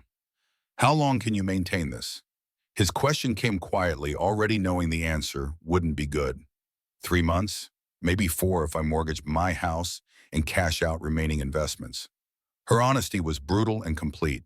After that, I either need the APU patent-generating revenue or I have to accept acquisition offer from someone who'll dismantle everything my father built. She met his eyes with naked vulnerability that made his chest ache. That's why I gambled on trusting you. Why I offered you a position when I should have called the police. I'm out of options and running out of time. The weight of her situation settled over Marcus. Recognition that fixing operational inefficiencies wouldn't be enough if the underlying financial foundation was collapsing. But his father's APU design offered possibility that changed the calculus entirely. If we can finish your father's work, get the patent filed, and demonstrate working prototype, the licensing revenue could solve everything. But we'd need resources to build and test it, probably $200,000 minimum for prototype development. Money I don't have. Victoria's laugh carried bitter edge. I'm mortgaged to the ceiling and the bank won't extend more credit to someone whose company is circling the drain. She paused, expression shifting to something more desperate. Unless you know someone willing to invest in a company with hidden financial problems and uncertain future prospects. Marcus thought about the conversation he had avoided having, the phone call that represented both solution and complication he wasn't sure he could navigate. My father. The words felt strange leaving his mouth. He has resources and motivation, though his reasons wouldn't be altruistic. He wants Sullivan Aviation to survive so he can eventually acquire it on his terms. That kind of patient strategy is exactly how he operates. Victoria stared with expression caught between hope and horror. You want me to take money from the man who spent 3 years trying to destroy us, who sent you here as spy, and drove my father to fatal heart attack? Her voice rose slightly before she controlled it. That's insane, Marcus. That's selling our soul to the devil who's been circling since before my father died. It would be a loan, not investment. Fully documented market interest rates, no equity stake or operational control. Marcus spoke carefully, working through implications even as he proposed them. He'd have legal claim to repayment, but no influence over how you run the company. And if the APU patent succeeds, you repay the loan and he walks away with nothing except interest. It keeps you independent while giving you resources to finish what your father started. The silence stretched while Victoria processed the proposal, calculating odds and weighing desperate choices against each other. Why would he agree to terms that give him no control? His entire strategy has been about forcing acquisition through financial pressure. Lending us money to solve our problems undermines everything he's worked toward. Because I'd ask him to. Marcus recognized the truth as he spoke it, understanding that this would require using the one piece of leverage he still possessed. Because somewhere under the corporate ruthlessness, he's still my father. Because I walked away from everything he offered, and maybe that got his attention in ways that nothing else could. He'll do it if I ask, Victoria. I'm not sure why I'm certain, but I am. 3 days later, Marcus stood in his father's library again, the room that had witnessed their final confrontation, now hosting conversation that felt both more dangerous and more honest than anything they'd ever shared. James Hartley sat behind his grandfather's desk with expression Marcus couldn't quite interpret, something beneath the usual cold assessment that suggested their previous discussion had affected him more than he'd admitted. You have nerve showing up here after what you said. James's opening contained less anger than Marcus expected, observation rather than attack. I assume you need something, since you're certainly not here to apologize for throwing your inheritance away on misguided principles. I need $200,000. Marcus delivered the request without preamble, recognizing that his father respected directness more than diplomatic approach. As a loan to Sullivan Aviation, market interest rates, 5-year repayment schedule, no equity or operational control, fully documented legally, everything above board, just capital they need to finish development of revolutionary APU design that could transform their financial situation. James's expression shifted through surprise and calculation, the business mind that had built an empire immediately recognizing implications. Robert Sullivan's APU design. I heard rumors he was working on efficiency improvements, but assumed they died with him. His eyes narrowed with assessment that made Marcus recognize his father had been tracking Sullivan Aviation's technical development more closely than anyone realized. You're telling me the design is viable and completable? I've reviewed the specifications personally. Marcus spoke with technical authority his father couldn't dismiss. It's brilliant work, 45% fuel consumption reduction with 60% longer maintenance intervals. If we can finish the calibration and build working prototype, the patent licensing alone would generate tens of millions. Victoria could repay your loan within 18 months and have revenue stream that makes the company acquisition-proof permanently. And you want me to fund this? James's tone carried disbelief that made Marcus recognize how completely his request contradicted every assumption about their relationship. You want me to provide capital that will strengthen the company I've spent 3 years trying to acquire, make them financially independent so they never have to sell, help them succeed in ways that actively work against my interest? Yes. Marcus held his father's gaze without flinching. Because it's the right thing to do. Because Robert Sullivan deserves to have his final innovation succeed, even if it costs you the acquisition you wanted. Because somewhere under the corporate strategy and the grudges and the empire building, you're still the man who taught me that excellence matters and that technical innovation deserves support regardless of who created it. James stood and walked to the window looking out over grounds that represented decades of accumulated success. The silence stretched long enough that Marcus began wondering if he'd miscalculated completely, pushed too far on relationship that had already been broken beyond repair. When his father finally spoke, his voice carried something Marcus had never heard before. Something that might have been regret or possibly the beginning of reassessment. Robert Sullivan and I were friends once, 30 years ago before business rivalry and competitive hatred consumed everything else. James kept his back to Marcus, the admission easier without eye contact. We started our companies within months of each other, used to meet for drinks and complain about the impossible dream of building sustainable aviation businesses. He paused, shoulders tight with old pain. Then he stole my largest client, used personal relationship we'd built to undercut my bid by 5%, exactly enough to win the contract that would have saved me from bankruptcy. I survived by selling majority stake to investors who nearly destroyed everything I'd built while demanding quarterly returns that required cutting every corner. Spent 10 years clawing back control, building Hartley Aerospace into something that could compete with companies like his that didn't have to compromise their principles for survival. His voice hardened slightly. I never forgave him for that betrayal. Spent 3 decades planning how I'd eventually take everything he built and reduce it to footnote in Hartley Aerospace's history. Marcus absorbed this history he'd never known, understanding his father's vendetta in ways that made it simultaneously more human and more tragic. And now his question was gentle, recognizing they'd reached a moment that could reshape everything between them. Now I'm 62 years old, watching my only son walk away because I taught him business mattered more than humanity. James turned to face Marcus, finally expression more vulnerable than Marcus had ever seen. Your mother would have sided with you, would have told me I'd lost sight of what actually matters in pursuit of empire that will outlast me but won't mean anything if it costs me relationship with my son. He paused, something working in his face that might have been the closest he could come to admitting error. I'll provide the loan, full documentation, no operational control market rates. And when Sullivan Aviation succeeds, when they repay me and remain independent, I'll accept that some battles aren't worth winning if the cost is becoming someone my son can't respect. The words landed with weight. Marcus hadn't expected recognition that his father was capable of change, even if it came slowly and painfully, and probably wouldn't transform him into someone completely different. Thank you. Marcus spoke quietly, meaning it for more than just the financial support. This matters, Dad.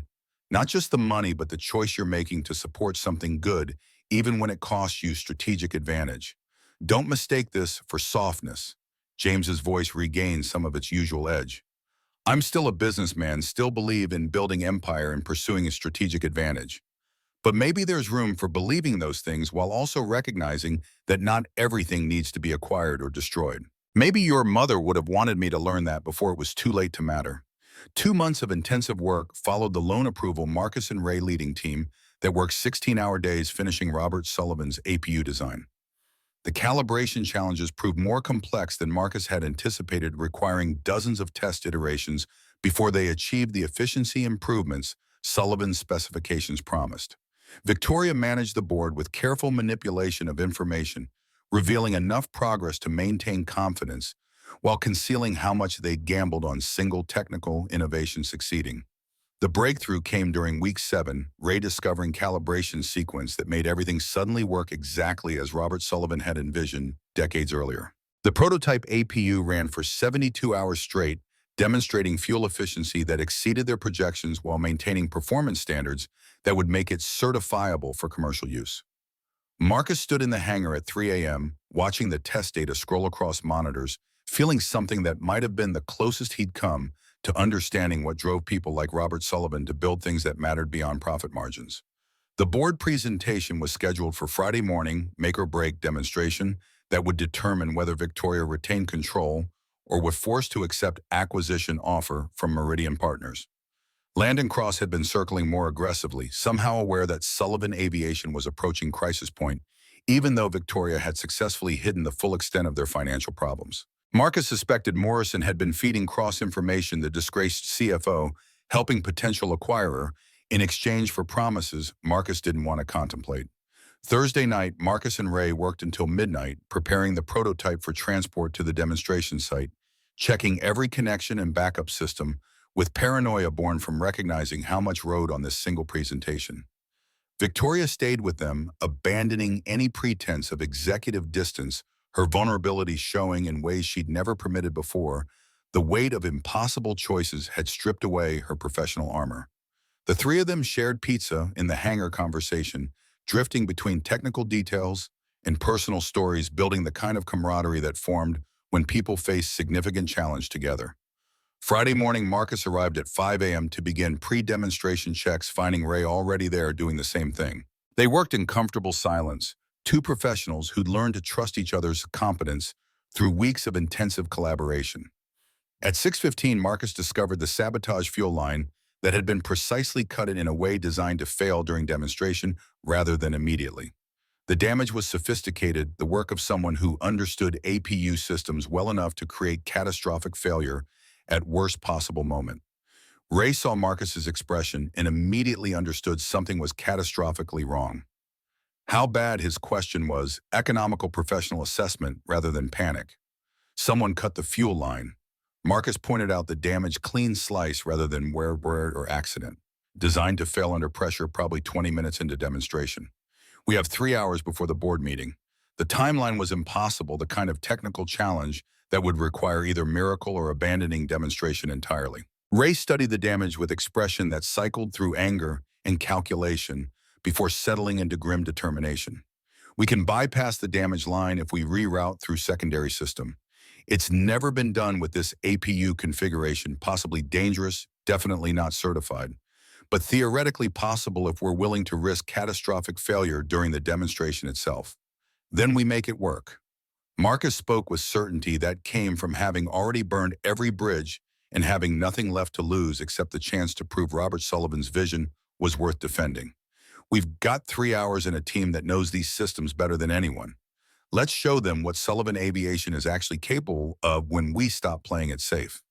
The next 3 hours became blur of precision engineering under impossible deadline, Marcus and Ray directing team that materialized as word spread through the facility that something critical was happening. Mechanics who should have been home sleeping showed up to help their loyalty to Victoria and belief in what the company represented, overwhelming any reasonable assessment of personal cost. Marcus watched them work with growing recognition that this was what his father's corporate philosophy could never quantify, the way people committed to something they believed mattered beyond their paychecks. Sarah arrived unexpectedly at 8:30, Emma in tow, because apparently his daughter had insisted on seeing Daddy's big presentation day. Marcus felt panic spike at having Emma present for demonstration that might fail catastrophically, but his daughter's faith in him was so complete and uncomplicated that it cut through the technical stress and reminded him why he'd made every choice that led to this moment. "You can do it, Daddy." Emma's confidence was absolute 7-year-old certainty that her father could solve any problem if he just tried hard enough. "You always figure things out." The simple statement grounded him in ways that technical preparation couldn't remind her that he was becoming someone his daughter could actually be proud of, rather than someone who destroyed things for strategic advantage. With 20 minutes before the board meeting, Marcus completed the final connection on their rerouted fuel system. Ray ran emergency diagnostics numbers coming back within acceptable ranges, despite the unconventional configuration they jury-rigged. "It's holding. Pressure stable, flow rates acceptable." Ray looked at Marcus with expression that acknowledged this could still fail spectacularly. "But we're betting everything on a configuration nobody's tested under real operational stress. Then let's load it up and show the board what Robert Sullivan's innovation can actually do."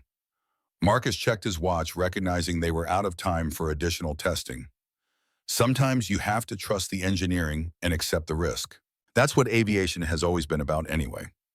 The boardroom presentation began exactly on schedule, Victoria leading 12 board members and Landon Cross through PowerPoint slides that explained the technical innovation and financial projections with professional competence that masked her underlying desperation. Marcus stood beside the prototype APU, ready to demonstrate capabilities that would either save the company or fail publicly in ways that would make acquisition inevitable. Ray managed the technical monitoring, watching pressure gauges and flow rates with attention that suggested he was prepared to emergency shutdown and if anything went wrong. Victoria's presentation built toward the moment when theory had to become demonstrated reality, her voice maintaining steady confidence that Marcus knew was performance rather than genuine certainty. The Sullivan P47 APU represents revolutionary improvement in auxiliary power efficiency. She gestured toward the prototype that Marcus and Ray had literally finished assembling 90 minutes earlier. "Mr. Hartley will now demonstrate the operational capabilities that will transform Sullivan Aviation's competitive position and generate licensing revenue that ensures our long-term independence." Marcus initiated the startup sequence, aware that everyone in the room was watching with varying degrees of skepticism and hope. The APU wound up smoothly, the sound of properly functioning machinery that every aviation professional learned to recognize. Computer monitors displayed real-time performance data, fuel consumption tracking exactly where their calculations predicted it should be. Marcus advanced the power settings, gradually monitoring every gauge for signs of problems that would indicate their emergency reroute was failing under operational stress. The APU responded perfectly, maintaining stable operation while demonstrating efficiency improvements that exceeded even Robert Sullivan's original projections. Marcus ran it through full operational cycle, proving the system could handle variations in power demand while maintaining performance characteristics that would make it commercially viable. The board members leaned forward, technical understanding sufficient to recognize they were witnessing something genuinely innovative rather than incremental improvement. Gerald Morrison tried to undermine the demonstration with questions about real-world reliability and long-term maintenance costs, but his credibility had been destroyed by the embezzlement investigation and his objections fell flat. Patricia Chen asked technical questions that Marcus answered with precision that came from months of working with the design, establishing credibility that made the board's skepticism gradually transform into cautious optimism. Landon Cross stood abruptly, expression suggesting he recognized his acquisition opportunity was slipping away. "This is impressive prototype work, but you're years away from commercial viability and patent protection. Meridian's offer gives you immediate capital without the risk of development failure." His smile was calculated to appear reasonable while applying pressure. "You'd be foolish to bet the company on unproven technology when we're offering guaranteed financial security." The boardroom door opened, and James Hartley walked in with timing so perfectly calculated that Marcus recognized his father had planned this entrance for maximum dramatic impact. "I'd like to observe if permitted." His voice carried authority that made even Landon Cross defer, the presence of Hartley Aerospace's CEO, instantly reshaping the power dynamics in the room. Victoria tensed visibly, clearly uncertain whether James's appearance represented threat or opportunity. "Mr. Hartley, I wasn't aware you'd be joining us. Her voice maintained professional control despite obvious surprise. You're welcome to observe, though. I should mention, this is a closed board session. I'm here to make an offer. James addressed the entire board rather than just Victoria commanding attention through decades of practiced executive presence. Not an acquisition offer, he clarified before panic could spread. A partnership proposal. Hartley Aerospace will license the Sullivan P-47 APU design exclusively for commercial applications. $25 million upfront, 12% royalty on every unit sold. Additionally, I'm prepared to invest $10 million in Sullivan Aviation as minority shareholder, 15% equity with no voting rights or operational control. The board erupted in surprise conversation, the offer so unexpected that it took several seconds for the implications to register. Landon Cross looked like someone had physically struck him. Recognition that Hartley's proposal destroyed any leverage Meridian Partners had been accumulating. Victoria stared at James with expressions cycling through disbelief and calculation, trying to understand the strategic logic behind an offer that seemed to actively work against Hartley Aerospace's acquisition interest. Why Victoria's question cut through the board's conversation, demanding explanation that it would determine whether she could trust an offer from someone who'd spent 3 years trying to destroy her company. After everything, after sending your son to spy on us, after 3 years of hostile acquisition attempts, why would you help us now? Because my son showed me I was wrong. James spoke with difficulty that suggested this kind of admission didn't come easily. Robert Sullivan and I were friends 30 years ago, before business rivalry poisoned everything between us. I spent 3 decades planning how I'd eventually tear down what he built, convince myself it was justified because he'd betrayed me once. His voice softened slightly. But my son walked away from his inheritance rather than participate in that kind of vindictive destruction. That got my attention in ways that nothing else could have. He looked at Marcus directly. I'm 62 years old and I've built an empire that will outlast me, but won't mean anything if it cost me relationship with my son and made me into someone my late wife wouldn't recognize. This offer doesn't erase what I've done, doesn't make us friends or heal old wounds, but it lets me honor what Robert Sullivan built while supporting the choice my son made to be better than I taught him to be. The board members exchanged glances, recognition that they were witnessing something more personal than business transaction. Patricia Chen spoke first, military directness, cutting through the emotional complexity. Miss Sullivan, this offer solves our immediate financial problems while preserving our operational independence. I move that we accept Hartley's licensing and investment proposal pending legal review of terms. The vote was unanimous, even Morrison's abstention, unable to prevent the decision that would reshape Sullivan Aviation's future. Victoria stood somewhat shakily, moving toward James with hand extended for formal handshake that would seal the agreement. Deal, she said simply, but the company stays Sullivan Aviation. No rebranding, no absorption into Hartley Aerospace divisions, no erosion of the culture my father built. We remain independent or the partnership ends. I wouldn't have it any other way. James shook her hand with respect that suggested he genuinely meant it. Your father built something worth preserving. I'm done trying to destroy it. Landon Cross left without another word, his acquisition strategy destroyed by a partnership that gave Sullivan Aviation everything they needed without sacrificing what made them valuable. The board meeting concluded with logistics discussion about legal documentation and implementation timeline, the technical details that would transform verbal agreement into binding partnership. Marcus found himself alone with his father in the hallway after the meeting dispersed the first private conversation since he'd walked out of the Greenwich estate. They stood in awkward silence for several seconds before James spoke with difficulty that made Marcus recognize how hard this was for someone who'd built identity around never admitting error. Your mother would be proud of you. James's voice was rough with emotion he struggled to control.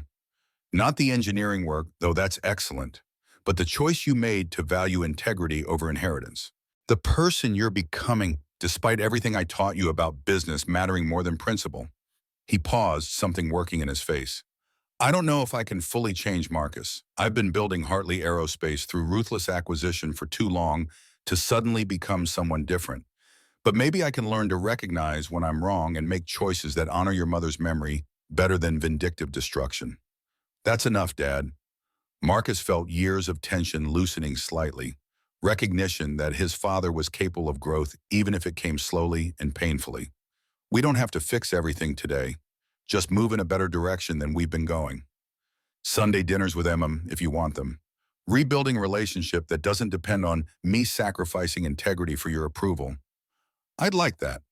James spoke simply, the closest he could come to asking for second chance with his son and granddaughter. 6 months transformed Sullivan Aviation in ways that quarterly reports couldn't fully capture.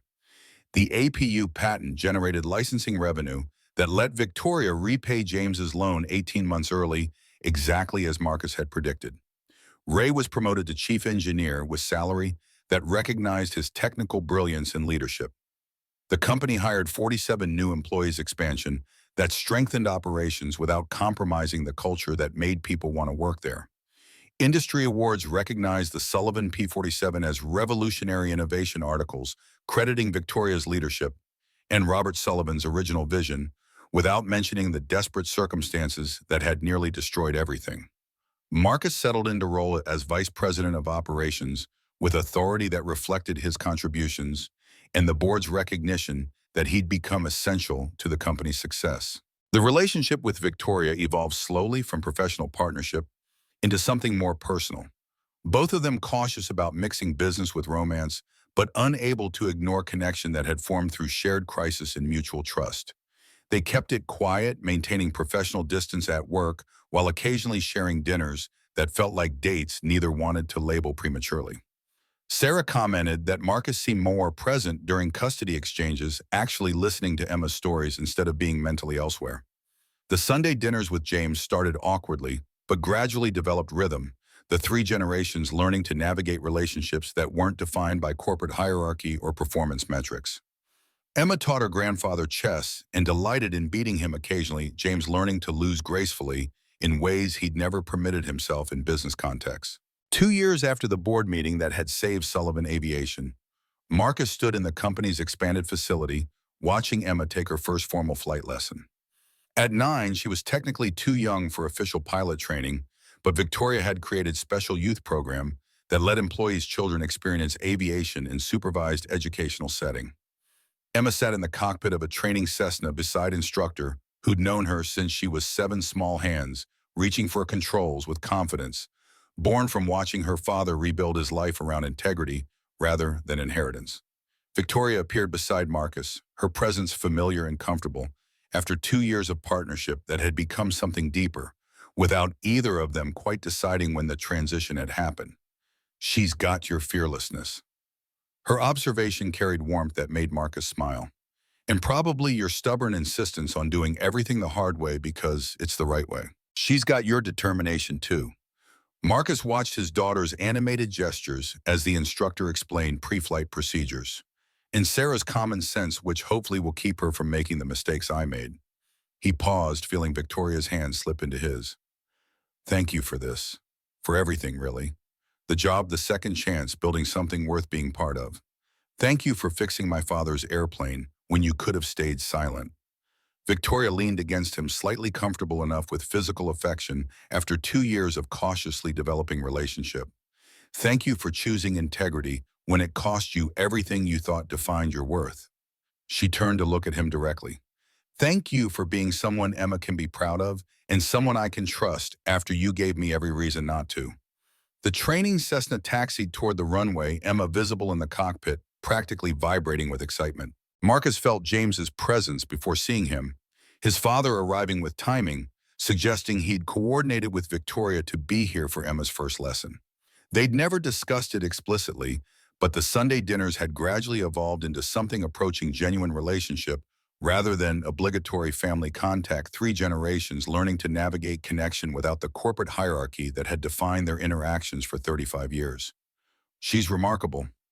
James spoke quietly, pride in his voice that suggested he'd learned to value things beyond quarterly performance, like her father when he was that age. Before I convinced him that success meant sacrificing everything soft in pursuit of empire, that wouldn't matter if I died alone with nothing but business achievements to show for my life.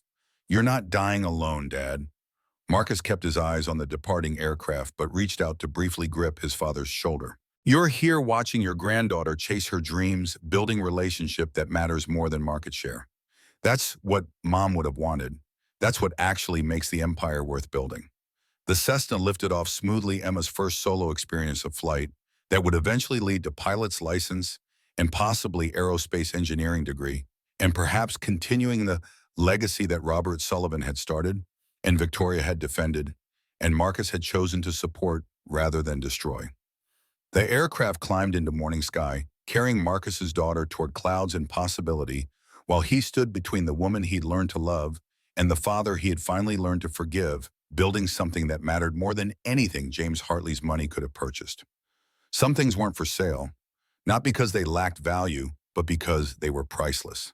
Marcus understood that now in ways he couldn't have before. He'd been forced to choose between inheritance and integrity before he'd discovered that success measured in relationships and respect mattered more than success measured in quarterly growth. The hangar doors stood open behind them, letting in morning light that transformed industrial space into something almost sacred, the place where broken things got fixed. And people learned that redemption was always possible for those brave enough to choose it. Emma's Cessna completed its circuit and descended for landing, perfect approach that made Marcus's chest swell with pride, disproportionate to the modest achievement. But he recognized in that moment that the pride came not from her technical skill, but from the life he'd built that let her chase dreams without inheriting his mistakes, without learning that integrity was negotiable or that people were resources to be exploited. She'd grow up knowing her father had chosen her respect over his inheritance, had walked away from easy path to build something harder, but more meaningful. Victoria's hand tightened in his as the Cessna touched down, her presence, solid and real, and worth every sacrifice the past 2 years had required.